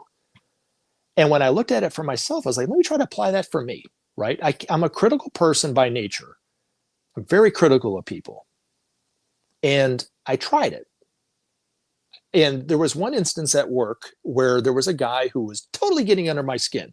I could not stand this dude. And yet I tried it, and I started to see a couple things that he did that were, okay, I can kind of get that. Remember what I just said about Marjorie Taylor Greene? Yeah. She totally gets under my skin every time I hear this woman. She just makes my skin crawl. But yet I can look at her now and go, okay, well, she doesn't want a war with Iran. That's okay. You know what I'm saying? Neither do I. Right? You know what I mean? That all came from a teaching that Maitreya gave me, what? I'm trying to think, 11 years ago, 12, no, longer than that, 16 years ago. And when I applied it and tried it, it worked. It made me a more loving person, And so I think most Christians will, when they start to kind of weigh what Maitreya is saying, will go kind of the same kind of thing. Well, okay, well, I can see this. I still don't agree with this whole part of it, but I still kind of see this. I kind of see, yeah, sharing is helping. It's bringing countries together. I can actually breathe the air that made me sick before or whatever, right? Because we're not competing anymore in that way. And they might loosen their stands on a little bit. And then there'll probably be some people who will never see Maitreya as anything other than the Antichrist, right? Yeah. Oh, yeah. But yet, here's the thing, James, and this is something that most people don't get. He'll love him the same way as he loves people like me that have been talking about this information for decades. He loves this woman, Carol, who thinks that I'm probably the worst of the worst, right? And probably thinks he's the worst of the worst. Behind me. Yeah. She cannot stand me. Well, I mean, and he'll love somebody that hates his guts, that wants to see him dead. The things that we, and this isn't just him, but this is all the masters, right? Even the Master Jesus will be this way. But the qualities that we think of when we think of Jesus, dealing with the people, being able to bring Matthew and Peter together, who were mortal enemies, right? He was the tax collector. Peter hated him, right?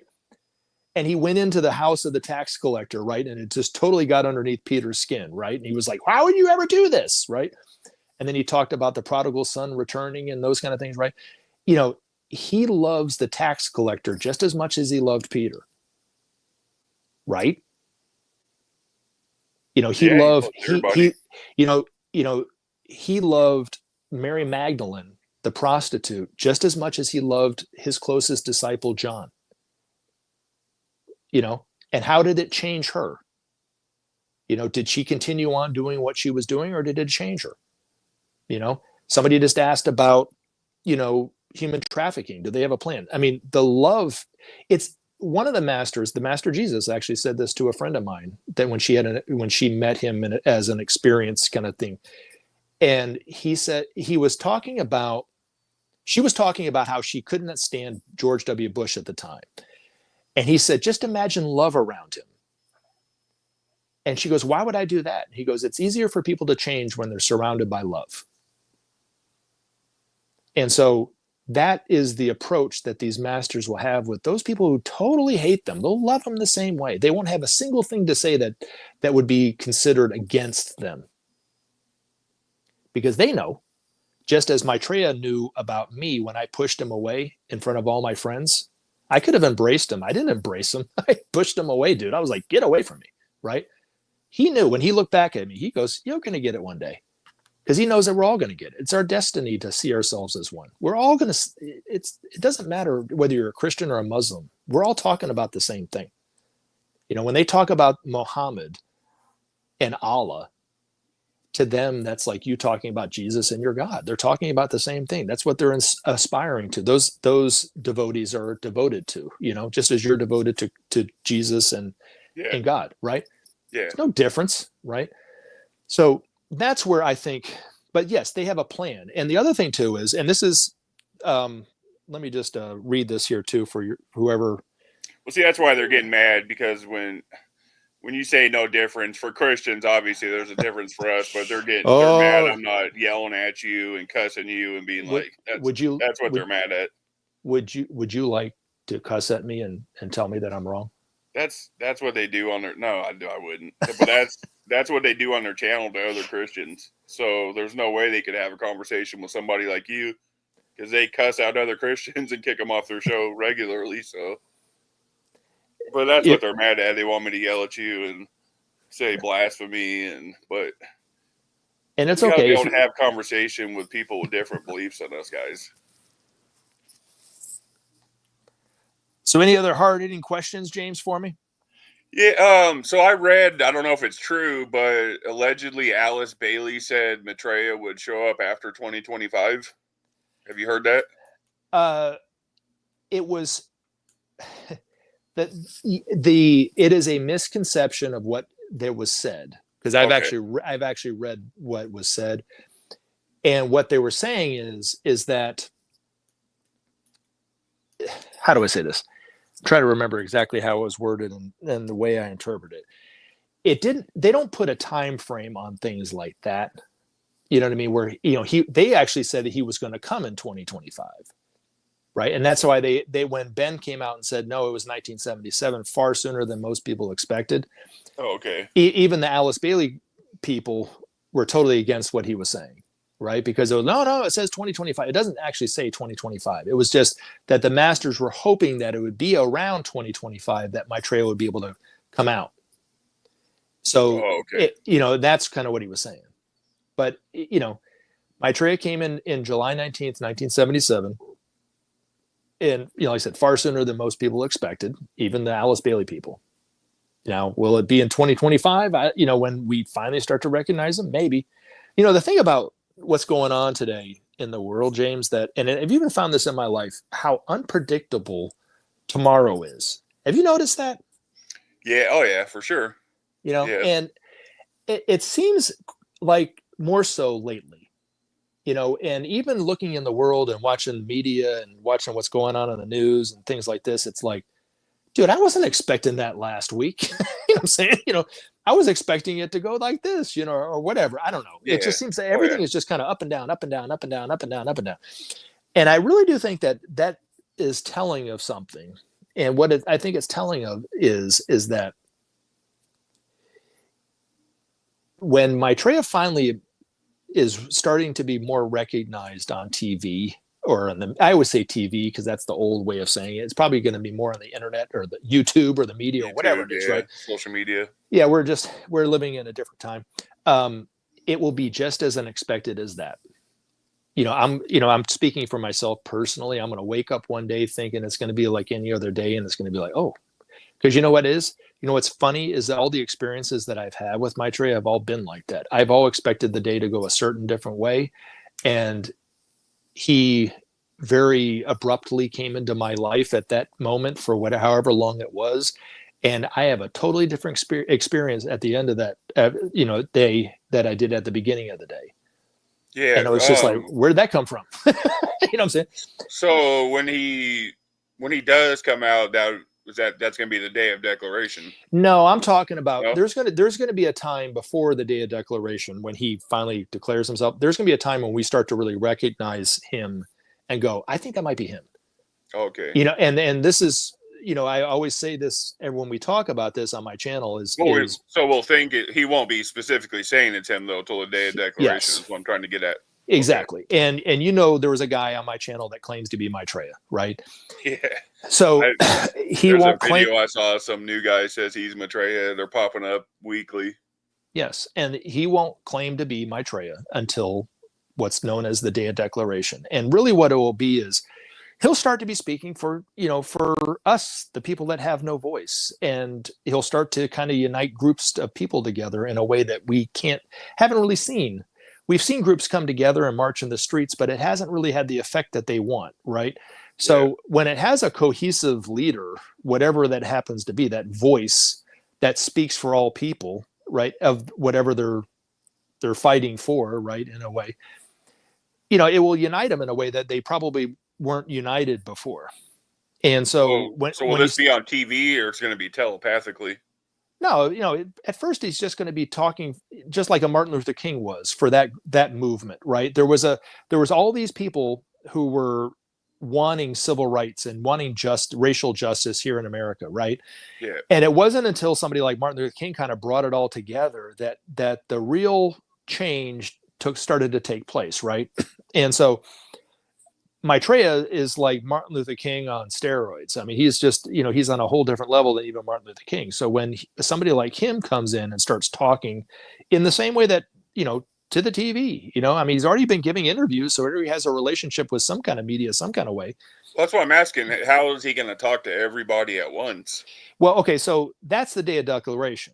I'm talking about initially. It's just he's just going to be known as somebody like John Smith. Blow. Yeah, exactly. Yeah. Hopefully it's not Joe Blow. Well, yeah. But I know what you mean. Joe the Plumber. Remember that? Yeah.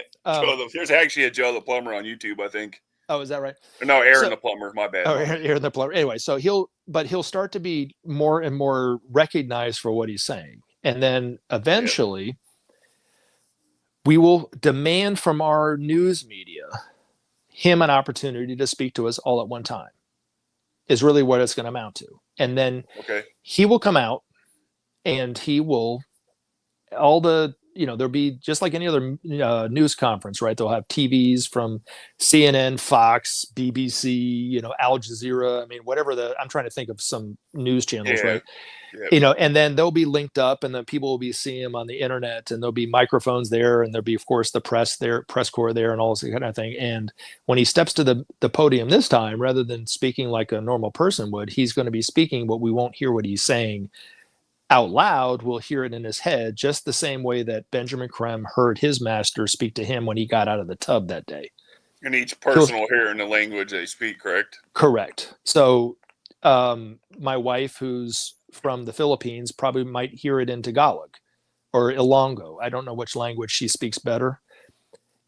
I'll hear it in English, and, if somebody's living in France, they'll hear it in French. If you're Russian, you'll hear it in Russian. If you're from Georgia, you'll probably hear it in American, and I'm kidding. That was a joke. But anyway, but you know what I mean? We'll hear it in whatever language that we hear. And Maitreya at that time, up until the point that he declares himself and his purpose for humanity, he will talk about where we came from and how far we've fallen and how we've gotten to our point where if we just move ever so slightly forward, we might actually go right off a cliff. But there was a time, James, and he's going to talk about this on this day. There was a time when humanity didn't even have a word in their language called stealing. We didn't have that. We didn't see our possessions as our own. We saw it all communally, right? We were living much more spiritually than we're living today, right? And so we've fallen into this material morass of today. And so he'll also show us that if we continue on in the way we're doing, what's going to happen? And he's going to show us in a vision what that will like. What's it going to be like to see our only planetary home go away? How painful is that going to be for each and every one of it? It doesn't matter whether you're a Christian, a Muslim, an atheist, a Jew, black, white, American, French. What's it going to be like to see our only planetary home die because of what we did, right? Not because of some meteor from another planet, from another solar system destroying life on this earth. No, really from what we did, from the misuse of what we did. How is that going to hurt us, right? I can't imagine that pain. And then he'll show us, well, if we just try the principle of sharing, what's life going to look like then? Well, we'll see people coming together. We'll see us trusting each other, even not only nations trusting one another, we ourselves will trust one another better than we do today. We won't be afraid of our neighbors in that way. We won't be afraid of everything that we see and those kind of things. We won't be afraid of our government because our government will be working with the people and not against the people and so forth. So we'll see the end of corruption. We'll see the vision that awaits humanity. And he'll say, what do you guys choose? As a humanity, make a choice now. And we'll have to choose. Do we continue on the way that we're doing and destroy ourselves, or will we try the principle of sharing? And he already knows that we'll make the right choice. We'll make the choice to share and give us a future.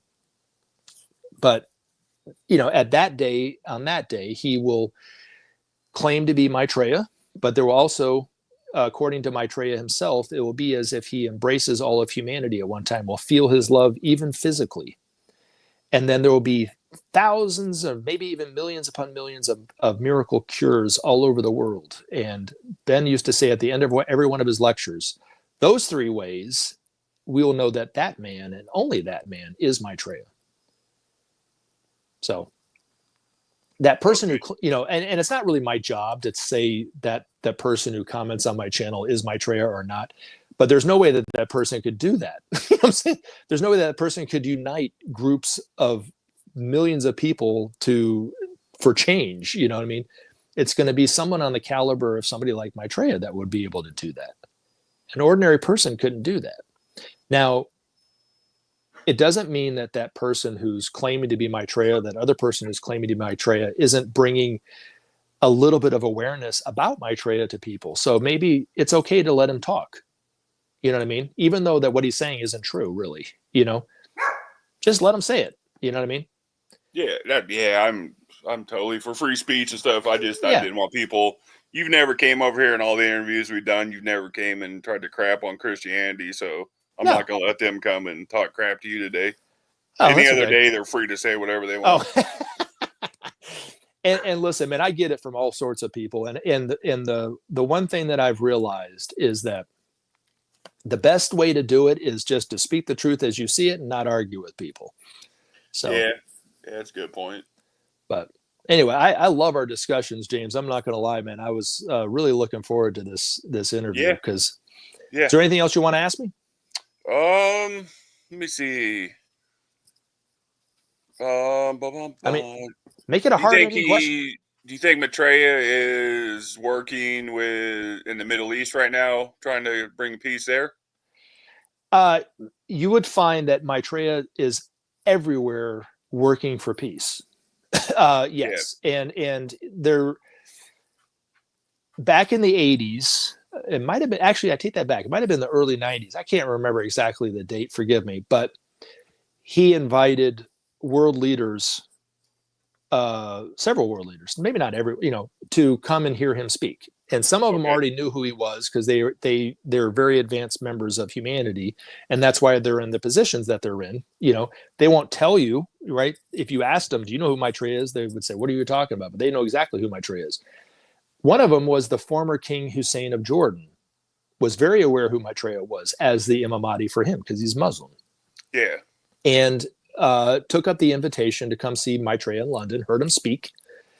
And Maitreya pulled him aside at one of the times that there was a break or whatever. He sat down and talked with him and asked him if he would be willing to give up some of his land to the Palestinian people. And he said, yes, he would be more than happy to do it. And he did that. He followed through on what he was going to say that he would do. Part of the West Bank. They control the Temple Mount, Craig, Jordan? I don't know. All I know is he gave up some of the land, and then the Israelis came and took it. So the what's going on in the Middle East right now with the Zionist, I'm not talking about the Israeli people, but the Zionist group. The Zionist, there's a difference. People don't get that. There's a couple things. One, they are one of the 3 points of darkness, the same points of darkness that were around during World War I and World War II. It resurfaced again. So that in World War II, it was the Nazis in Germany, not all the people in Germany, but the Nazis in Germany, the fascists in Italy, and the militarists in Japan. Not the people of Japan per se, but the militarists in Japan.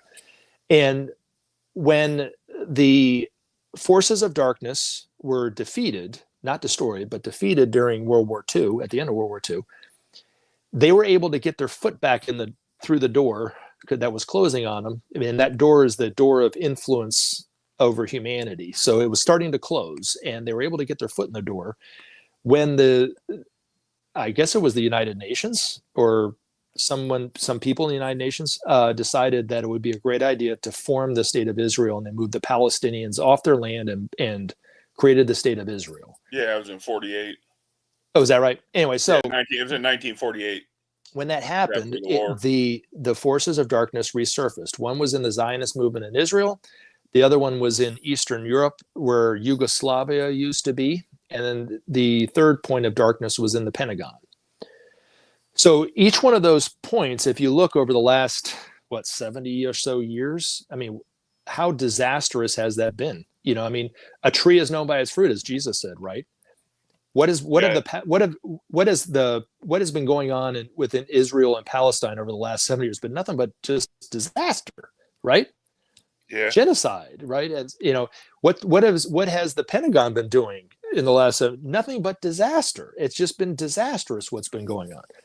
And then I try to make a distinction between the leaders over there all the time. The Bible calls them the synagogue of Satan, but the Zionists, we call them Zionists too. But I try to make a distinction, and people just don't get that. I'm like, it's not the people, guys; it's the ones in charge. Mm-hmm. Yeah, and there are a lot of people in Israel that are totally against it. Just as there are a lot of people in Russia that were totally against this war in Ukraine and actually marched to, risked their lives and marched against Putin for peace. Yeah. Well, yeah, they got probably a lot of them got family there. I mean, yeah, exactly. Expected. So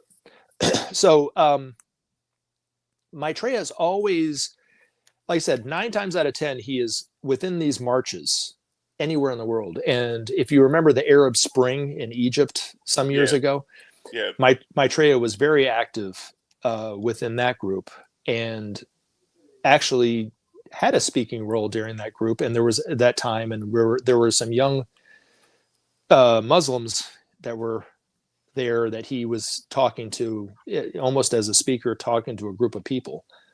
And he was talking about the oneness of humanity. He was talking about what they were doing was bringing about justice in the region, and how important that was. I wish I had exactly what Ben's master said that he said, but he was talking about, peace and the need for peace and those kind of things. Okay. But anyway, what's, this whole thing that's going on, and even I think, and I talk about this in terms of Trump, right? And it's not just Trump, it's just the influence that the Pentagon has over our presidents, whether they're Democrat or Republican. Oh yeah. Has been nothing but, and led to nothing but disaster. And because it's this evil, nefarious force that's influencing all these things, right? And eventually it will take the combined effort of the Space Brothers that we just talked about, the Masters of Wisdom, and humanity to put an end to the influence of that forces of darkness. But in time. But, these masters will tell you that they can actually counteract the work and activity of the forces of darkness really easily. It's the complacency and the inertia of humanity that they cannot overcome without humanity doing it, because they can't infringe upon the free will of humanity. So that's the real problem. If we didn't have inertia and we weren't complacent. Why can't they infringe upon the free will? Because they consider our free will to be sacred. We don't really, we don't understand the laws. Like you were talking about Maitreya not knowing whether he is real or not, which is fine. I understand that, because you haven't recognized him on TV. We don't really understand the laws that he has to work within when dealing with humanity, because we don't consider those laws, right? So when we infringe someone's free will, even just a little, we've actually harmed that person. And what did Jesus say about harming someone? What you sow shall you reap, right? So these masters are totally harmless. These space brothers and sisters that come from other planets on UFOs are totally harmless. They know if they harm you, they're actually going to be harming themselves. So they live within the law perfectly. They're here to teach us how to live within that law. It will eventually make total sense to us. Like, oh, of course, but we infringe on each other's free will all the time. We do it all the time, right? Yeah. Every one of us, we do. right? Yeah, that's true. And every time we do, we create karma for ourselves. And these masters don't create personal karma for themselves. So they have to, even if it takes longer, even if it makes things worse, they can't infringe on our free will. Okay. So, and so did they? Go ahead. No. Can they what? No. Another question. Go ahead. It's a spinoff question. No, your question is more important than what I was going to say. What are you going to ask me? So have they given technology to the government? Is that where they supposedly have gotten some of their ships and stuff from? The Space Brothers? Yeah. Yes. Okay. So that'd be considered the United States, the triangle ships, and the United States and Russia both have received a little bit of their technology, especially the anti-gravitational technology, but not the technology of light. They're not willing to give that to us until we become a peaceful people. So who was the first person they gave that to? Hitler? No. Because there's rumors, obviously, since World War II, that Hitler was working on some type of bell-shaped ship. What do you call it? Okay, so but it was anti-gravitational. That's why I was asking. The God, I'm going to try to speak it in terms of a Christian speaking to a Christian. Okay. What you would consider God to be, okay? Excuse me, I'm about to cough. Excuse me. What you would consider God to be is totally impartial. It's described in the Bible as the sun shines on the good and the evil the same, I think is the word. Isn't that something to that effect, right? So it's impartial. So remember what I was talking about, putting a thought into the mind belt? that these masters do. When they do that, people who perhaps don't have humanity's best interest at heart can also pick up on that too, if they so desire. So they pick up on that too, and they work on it too. So it was probably put into the mind belt in that way by these masters, and then somebody for the Allies were working there. So, like for instance, the knowledge of nuclear weapons, and when that it was initially, the intent was that the Allies would have it, and they would use it to basically end the war, and the Nazis would, and the Axis powers, it would, as a threat to, we're going to drop this on you unless you, stop your advancements and so forth. Well, Maitreya went to who's known as the Lord of the World to release the secrets to the Allies. When he did that, the Axis powers were able to get to that knowledge too, and they were working on it the same time that the Allies were working on it. We just happened to get it before they did, right? Yeah. But it's impartial. It's hard to explain because I'm very partial in the way that I see things, right? So I don't see life like that. But the self, we talked about the self and identification, right? And the wrong identification. Well, we identify with what's morally good and what's morally bad, right? Okay. Or vice versa, right? So the self is totally impartial to any of that. So these masters that are, the information that they give and how they give it is totally impartial. That's why even Maitreya's love is totally impartial. It doesn't matter who you are, right? So there's a lot to it. There's a lot more to it than that, right? But I think you're very close to what probably really happened.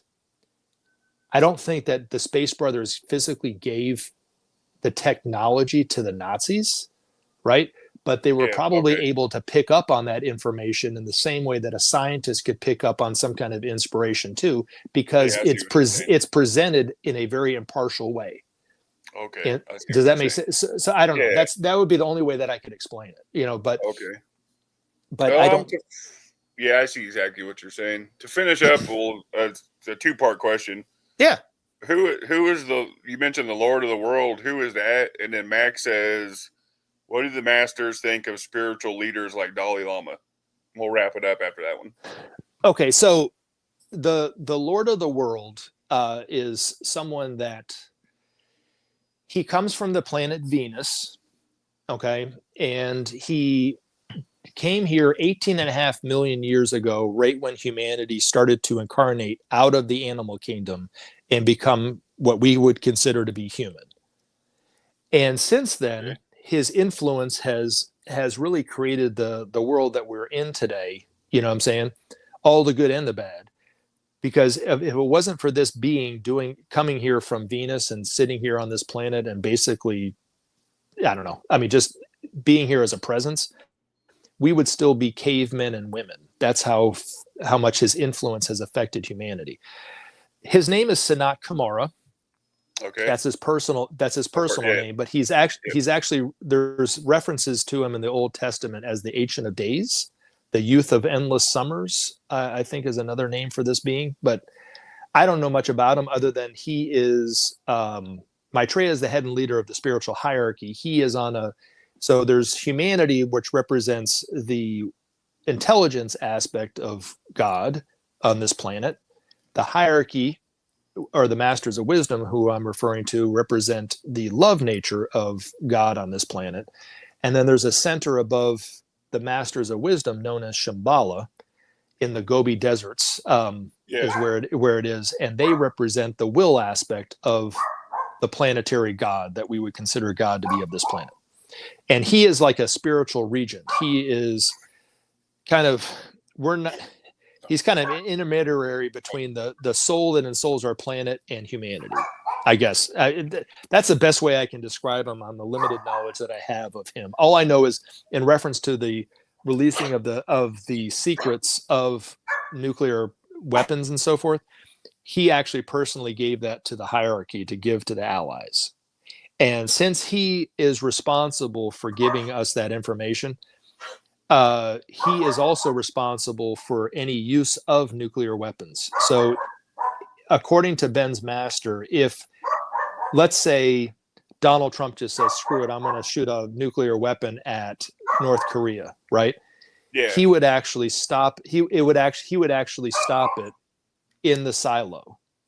Now it would create a tremendous amount of negative karma for humanity. I don't know what it would do, right, and what we would have to do to get through that karma, but the nuclear weapon would never be able to be used. Oh, okay. So there's literally no chance that we will ever be able to destroy ourselves militarily. We could destroy ourselves by not solving the environmental problem, you know what I mean? But militarily, there's really no chance of that, because this being the Lord of the world would stop it before it happened, according to the masters. Believe it or not, that's just Well, yeah, now, Christians believe the same thing. They believe Jesus will step in before basically the world would be destroyed. Yeah. Now, in terms of the spiritual leaders, like the Dalai Lama, I guess it would depend on this. It would be the same as, what is his relationship with the Pope, right? Well, it would depend on who the Pope was. I mean, there are some popes that were very advanced, probably conscious disciples of these masters. I'm sure Pope Francis was very advanced, because his heart was open to all people. You could tell, and you listen to him talk, you could hear some of the things that Maitreya was talking about through the leader of the Catholic Church. Talk about being more open and so forth, right? Yeah. And then there are other popes that were I mean, oh yeah, one of the Pope Leos. History, there were, yeah. Oh yeah, you know what I'm saying? So it would just depend on who and what they were, right? The Dalai Lama, I think, represents what some of the best of Buddhism, right? So I don't think he's far off the mark, but I would take more of the view of Krishnamurti towards some of these spiritual leaders, which he said, don't follow anyone, just follow yourself, right? Yeah. He goes, don't join an organization, because those, he was like that, right? And I don't know if you know who Krishnamurti was, but yeah, he was the one who they thought was going to be Maitreya. Was about like 100 years ago or something. He was actually being trained to be the world teacher for that time, just as Jesus was trained to be the world teacher during the age of Pisces. But he, according to Maitreya himself, was a perfect example of Maitreya's teachings: honesty of mind, sincerity of spirit, and attachment. And so he was asked to head up the Theosophical Society. He said no, right? Which would have been a great honor for somebody like him, right? Because he kind of was groomed through the Theosophical Society. They took care of him for years, right? They kind of helped advertise him as this great spiritual being and so forth. And he stepped away and said, I don't want that, because he had true honesty of mind, he had true sincerity of spirit, and he was truly detached. He wasn't attached to any kind of influence or power over anybody. And he always said, around the same time as him. No, she was before him. Before, that's what I thought. Mm-hmm. She was, yeah, that's what I thought. Okay. Yeah, and so, but she anyway. But with somebody like Krishnamurti, he would say, you can listen to what he has to say. I would say with somebody like the Dalai Lama, listen to what he has to say. If there's a ring of truth to what he says, why not? My mom used to always say, when I'd eat, she'd always put mushrooms in the pasta sauce, right? Yeah. And I hate mushrooms. She said, just pick the mushrooms out. You know what I'm saying? So, so it's the same kind of deal with some of this stuff. It's like, if you don't like what they have to say, don't listen to everything. Just listen to a few things. And okay, well, I like that, or I don't like this, and versus not eating dinner that day. Yeah. But that's what I would say. But the and it's not just in the religious field. They can be found in all the fields. So any field of endeavor that we're involved in, whether it's politics, economics, business, social fields, medicine, technology, the arts, architecture, city planning, there are disciples of these masters that are working in some way, whether they're conscious of it or not. And the ones that are conscious of these masters are few and far between, but there are many, relatively speaking. There's not just 5 or 6. I mean, there's probably hundreds, maybe even thousands, that are totally conscious of working with these masters in whatever field they were in. Know who the masters are, but they're not here to tell you who they are. They're here just to do what they're here to do, Yeah. That makes sense? So, and so is the Dalai Lama one of those? Maybe, I mean, he's ahead of the Buddhist community, right? Is this Pope Leo from Chicago one of those? Maybe. I don't know. I don't know enough about him.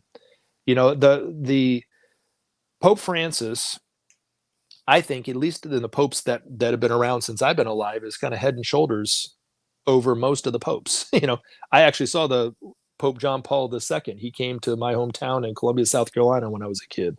And I was lucky. Okay. I'm not Catholic, but I was lucky enough to see him, Yeah, I was raised Catholic. I left it 20 something years ago, 25.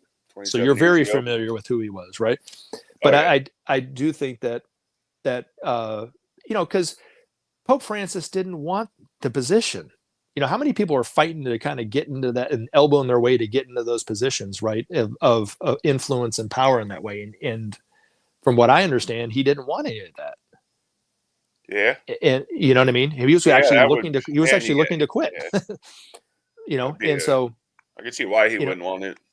Yeah. And when he did, I think he made the best of it, for what it is, and he seemed more open. I know that ticked off a lot of very fundamental Catholics, but he seemed more open to other religions. He even offered some other religious people to come to the Vatican and talk to him about things. And just as you're doing, James, you're very open to at least talking, about something. We have to be open to conversation But and then how many people are against you for just doing that, right?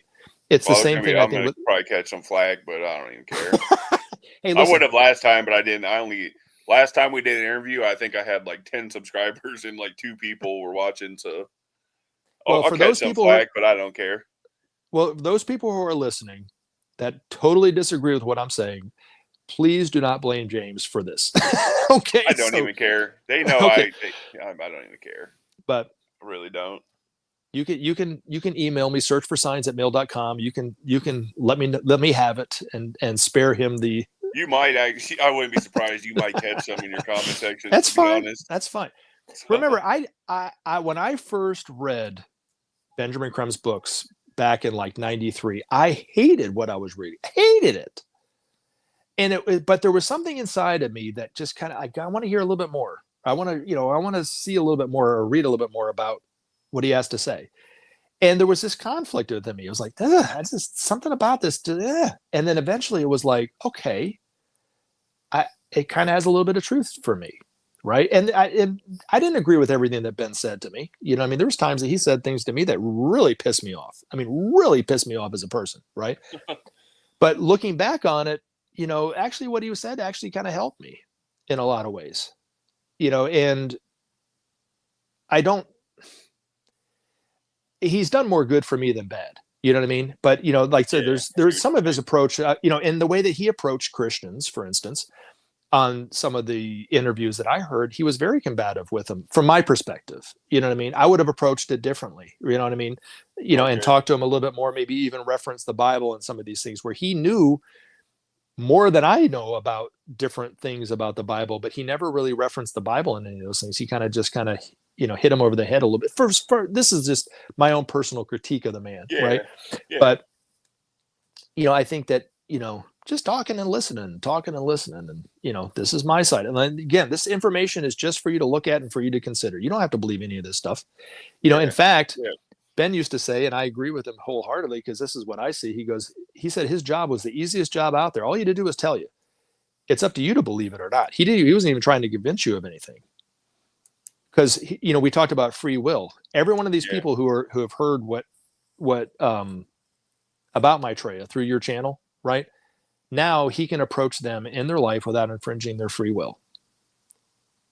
They know a little bit about the priorities of Maitreya, just a little bit, right? They might forget all about it. They might forget all about this conversation that we've had, right? But when they see Maitreya on TV, it might make a little bit more sense to them. I can assure you, James, he is 100% real. I'm not expecting you to believe this because you don't know me, right? Yeah. But I've had so many experiences with Maitreya that I know for certain that he's real. I would not be talking to you like this if I didn't think so, right? I don't get anything out of this other than the pleasure and the joy, the sheer joy of just telling people about this and hopefully giving somebody a little bit of hope. That's it, right? Yeah. I don't do this for, because I'm trying to create a cult. I don't do this for money, for sure, right? But the one thing that I don't know if I told you this story or not, and is I used to clean a building. Did I ever tell you this story about Maitreya that I had? I believe so, but probably other people haven't heard it. Yeah, and I'm sorry this is going on a little longer than go ahead. but anyway, but my wife and my daughter are from the Philippines. So at this moment, and this was in 2009, I was working in the morning time waiting tables. I was doing an evening job waiting tables, and then I would go and clean the building at night. And I have to wake up really early in the morning just to go back and do the whole thing over and over and over again, because I was trying to get my family here, right? Yeah. And I was kind of at my end of my rope. And this building that I cleaned was kind of a secure building. It wasn't super secure, but it was kind of secure. You had to go through security to get through it, so nobody could just walk through there. Anyway. Most of I would clean the downstairs, and I would clean the bathrooms and vacuum, and then I'd go up to the middle floor, and there was hardly anything on the middle floor. And I'd finally go up to the top floor, and there was two offices. One was an office that dealt with the Department of Natural Resources of Georgia, and they had a bunch of pilots that had helicopters that would fly around and look for forest fires, to flying state officials around the state, right? Yeah. That was their job. And then on the other side, there was, I don't know exactly what they did. They just dealt with the airports in Georgia, not Hartsfield, because that was a federally funded airport, but because that's a really big, but they dealt with the regional and very, very tiny local airports of here or there. Right. Anyway, so they had these books that looked like phone books. They were big and thick. And for some reason, they just came out of nowhere and they started dumping them in their trash. Right. And I was like, what the hell? You know what I'm saying? And I'd have to take these bags full of trash that were very heavy all the way downstairs, dump them in the trash can, go all the way back. I probably had to take like 3 or 4 loads of it every single day. Right. And I was just at my wit's end. I was like, dude, I am so tired. I don't know if I can do this anymore. I'm just kind of like that. Right. Well, I asked Maitreya. I didn't pray to Maitreya. I just asked Maitreya mentally for some help. That's all I asked. And I said, I just want somebody to help me with this trash. That's it. Right. And then I forgot all about it. And I think it was the next week. On Monday, I was cleaning the building, went up to the middle floor, went up to the top floor, and I was like, oh God, I'm going to have this bunch of trash again. This has been going on for weeks now. Da, da, da, da, da. And I go into this room and there was no trash. I was like, okay. So then I went back downstairs and I finished my cleaning, and I got home and I got like an extra 15, 20 minutes of sleep. And I was like, And then the next day I went up there. I was like, oh my God, I'm going to have the trash again. I'm going to see. And there was no trash. And it went like this for 5 days. And by the time Friday came rolling around, James, I was like, okay. You know what I'm saying? And I've forgotten all about asking Maitreya for help with the trash. Now, this is what's funny is I didn't know what happened. I thought they were just not there that week, because sometimes it hadn't been recent, but there might have been a day or two where they were out of the office and there was just nothing going on in that office. So I was able to clean it really quickly, but they were never gone for 5 days straight. But the whole time I'm thinking, well, maybe they were, right? So didn't think much of it. And in January of 2010, around the time that the announcement was made that Maitreya gave the interview, that's how long ago this was. I'm upstairs getting ready to go into that side of the room, and I'm finishing up the bathrooms, and this lady comes out of that, and she has the door open, and she goes, Gary, whatever you do, I'm going to the bathroom. Don't close the door, because I don't have my keys, because it was locked, because I told you it was a secured building, right? It's no problem. And she goes, and make sure you tell your friend, your associate. She said, your associate, not to close the door too. I said, who are you talking about? And she goes, the guy that comes and helps you from time to time. And I said, there's nobody that helps me. And she goes, yeah, there was a guy. He came and got the trash. And she mentioned the week that there was no trash on that side of the building. And now this time she's actually starting to get kind of concerned that there could have just been some rando stranger that kind of went in there, right? And I said, I'm sure it's okay. I said, what did he look like? And she goes, he was kind of an older man, black, maybe 6'2", 6'3", something like that, she said, and very polite. She said he came in, said, hello, how are you doing? Got the trash and left. And I said, did he do anything else? And she goes, no, he just got the trash in the building, in the office. I never saw the man. Never saw him, And then the other thing too about the UFOs, I'll say this too, because I said I had seen UFOs. Yeah. I asked Maitreya if he could have some. This was in July of 2009 on the way to a 4th of July celebration with my family in Charlotte. I asked Maitreya, just as I asked him for the help in the trash months later, if he would be willing to have a UFO appear for my family, which is a very big ask. I've never asked Maitreya for anything really, and I don't know why I asked him that question. I just did, right? Again, forgot all about it. And the 4th of July came around. We were all eating. We were about to go out and shoot these little dinky fireworks in their driveway. And I'm looking down at the driveway, and my brother's neighbor, who I had never met before, I never told him anything about this request that I had made of Maitreya, goes, "What the F is that?" And he didn't use the word F. Right? And he said it right in front of all these kids. And I remember I was looking down, James, and I was like, no, there's no way. And he goes, "Ron," that's my brother's name. He goes, "Ron, there's a UFO. That's a UFO." And I was like, there's no way. There is just no way. And I look up, and there's this UFO above my brother's house moving very, very slowly. And it looks like a candle flame, and it's just moving ever so slowly over my brother's house. And I was so excited at the time. I didn't mention it to my brother, and I still haven't even spoken to my brother about this. But my little nephew, who's now an adult, but he was quite young at the time, was starting a dialogue with my brother about UFOs. And I was excited. This is what I wanted, right? And he goes, "Daddy, that's a UFO. That's a UFO." And the guy goes, too. He goes, "Ron, that's a UFO." And my brother looks and goes, "No, there's no such thing as UFOs." And then my nephew goes, "Yeah, you're right." And that's how the gun. And then I went around my brother's house, and I saw the thing go over his house and over the golf course next to my brother's house, and then it disappeared.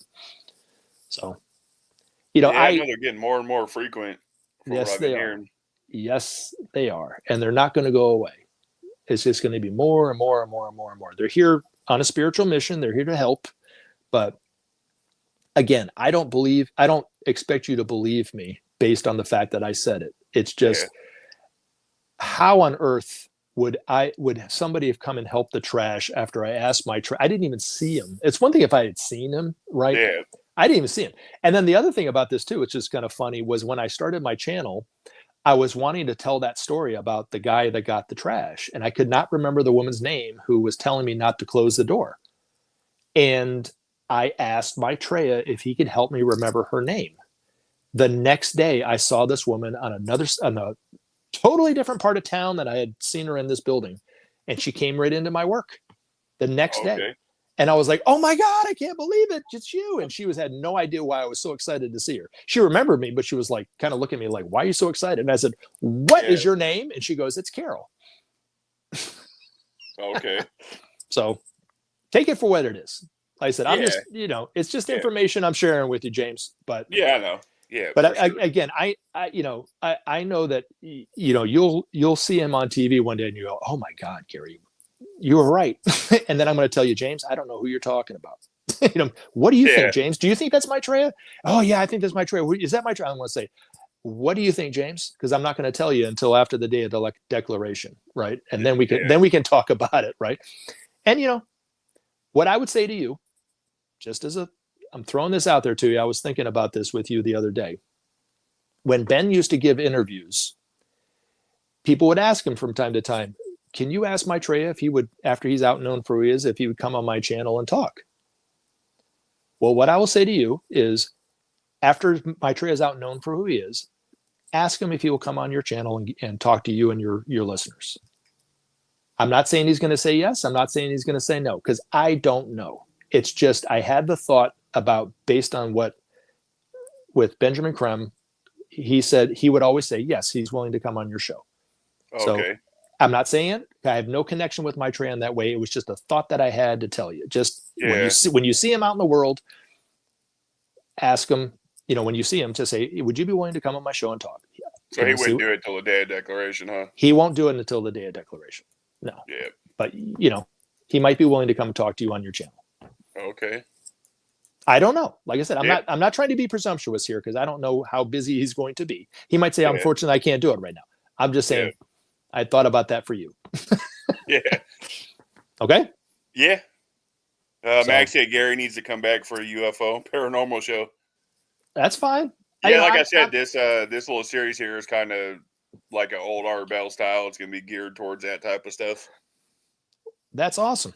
Yeah. What do you think UFOs? Where do you think they're coming from? I never asked you. What do you think? UFOs. That's a good. I think I don't see me personally as a Christian. I believe, based off the Bible, that they're not from outer space. I believe there's a firmament above us, and there's nothing can go in and out. Okay. If I'm being 100% honest, I lean towards fallen angels. Okay. Yeah, or lean, not lean, but lean towards. But that's just what I've always felt. My opinion. As a Christian, that's just what I believe. Okay. But yeah, I think I don't know. That's just what I've always just felt that. Mm-hmm. I think there's a firmament above us. I don't think anything could get in and out. What is a firmament? What is that? Firmament. Firmament? I'm so sorry. Excuse me. Yeah, the Bible speaks about a firmament was placed above us. Some people call it a dome. Some people call it a energy wall that nothing can get in or out of. Mm-hmm. Because in Genesis it says God placed a firmament above us with water above the firmament and the water below the firmament. Mm. And if you look up firmament in like a dictionary, some will say a dome or something like a dome structure, basically. But yeah, I think that's kind of where I can't speak for all Christians, but I don't know what other Christians believe on what UFOs and stuff are. I don't know. Trying to think of another question to ask you, but I can't think of it right now. I do that too. I'll have questions and then I'll space them like a minute later. Be like, I can't remember what I wanted to ask. Well, I'm sure I went a little too long for you anyway, but I really, really appreciate you giving me the opportunity to talk more about this with your listeners. I really appreciate you. You're very kind and thoughtful for doing that, James. Seriously. I've always been. That's how I am. I'm an open person. I can have a conversation, and like I said, since I heard about Maitreya, I've been studying him and how he appeared in Kenya, and so it's a topic I like to talk about anyway because I've studied it for so long. So. We'll definitely do it again. This was part 3. We'll do a part 4. Nice. Anytime, anywhere, James. Yeah, sounds good. Definitely. Thank you very much for the opportunity to talk to you and your listeners. I really appreciate it. Again, thank you so much. Yeah, thanks for coming. And like I said, if you get a little heat, just ignore them. They're dumb. I might get a little. Do you know, actually, the people that come and comment on my channel, the ones that are really combative, the ones that are really hardcore, right, against what I have to say, I actually really enjoy talking with them because it really gets me to think about what I believe to be true. Yeah. Right. Yeah, for sure. And I try to present it in a way that, it can be open to interpretation on both ends. Right. And I understand that I do come out and I kind of talk about it because sometimes if you talk about it enough, it can be anything, it gets kind of old where you're like, well, according to my information, it's this, according to this is this, and you kind of do some shortcuts and just say, well, this is what's going on and da, da, da, da, da. Right. But in essence, the only thing that really I think that I can say with so much certainty without trying to reference it to something else is I know that peace is important. I know that humanity, there's more to humanity than what is being presented right now by our media, by our governments in the world and so forth. And all evidence to the contrary, I know in my heart of hearts that there's hope for the world. I know that. Right. Yeah. And it includes everyone and not just people who believe that Maitreya is who I believe him to be. Right. Yeah. But it includes everyone in the world. Right. And if everyone's left with just that. Right. Even the people that absolutely can't stand what I have to say. Right. The hope is for them too. You know what I'm saying? They might not like what I have to say. They might not think it's true or whatever like this. And it's fine. I'm cool with that. Right. But that's what I know for 100% certainty, Yeah. Hopefully that clarifies some things. But anyway. Yeah, I see what you're saying. Yeah. Yeah. But all right, brother. Well, listen, thank you so much again. And you're welcome. Anytime. Like I said, anytime. Okay. We'll set something up in a few months. I'm sure all kinds of stuff's going to happen in the next couple months, and we'll have some stuff to talk about for sure. Sweet. All right, cool. All right. Well, thank you very much. And how do I click off this thing here? I got to put my glasses on. I can just remove you from here. Oh, yeah, cool beans. All right, thanks, man. All right, Gary. Yep. All right. Yep. Yeah, that was a good show, Mac. Yep. We had a little what's her name was mad for a little bit, but those people are so stupid. That's why their show is like it is, and they're just stuck in stagnation. That's a whole different story. But yeah, all right. Thanks for coming, Gary. His channel is Save Our Planet. I mean, obviously, guys, we're Christian and we have different beliefs, but we got to be able to have conversations with people of different beliefs too, guys. I mean, yeah. What's the point of bringing someone on, being like, can you come be a guest on my show, and then just trashing them or cussing them or yelling at them, or like, what's the point of that? Why even have a conversation to begin with? Like, it's gotten so stupid the last few months. Like, you guys just want to attack everybody, Cheryl. That's all you guys want to do is attack. You're so stupid. But I'm going to leave it right there. I'm going to catch you guys on the next one. God bless, guys. All right, Mac, buddy. I'll catch you, or I'll talk to you in a little bit.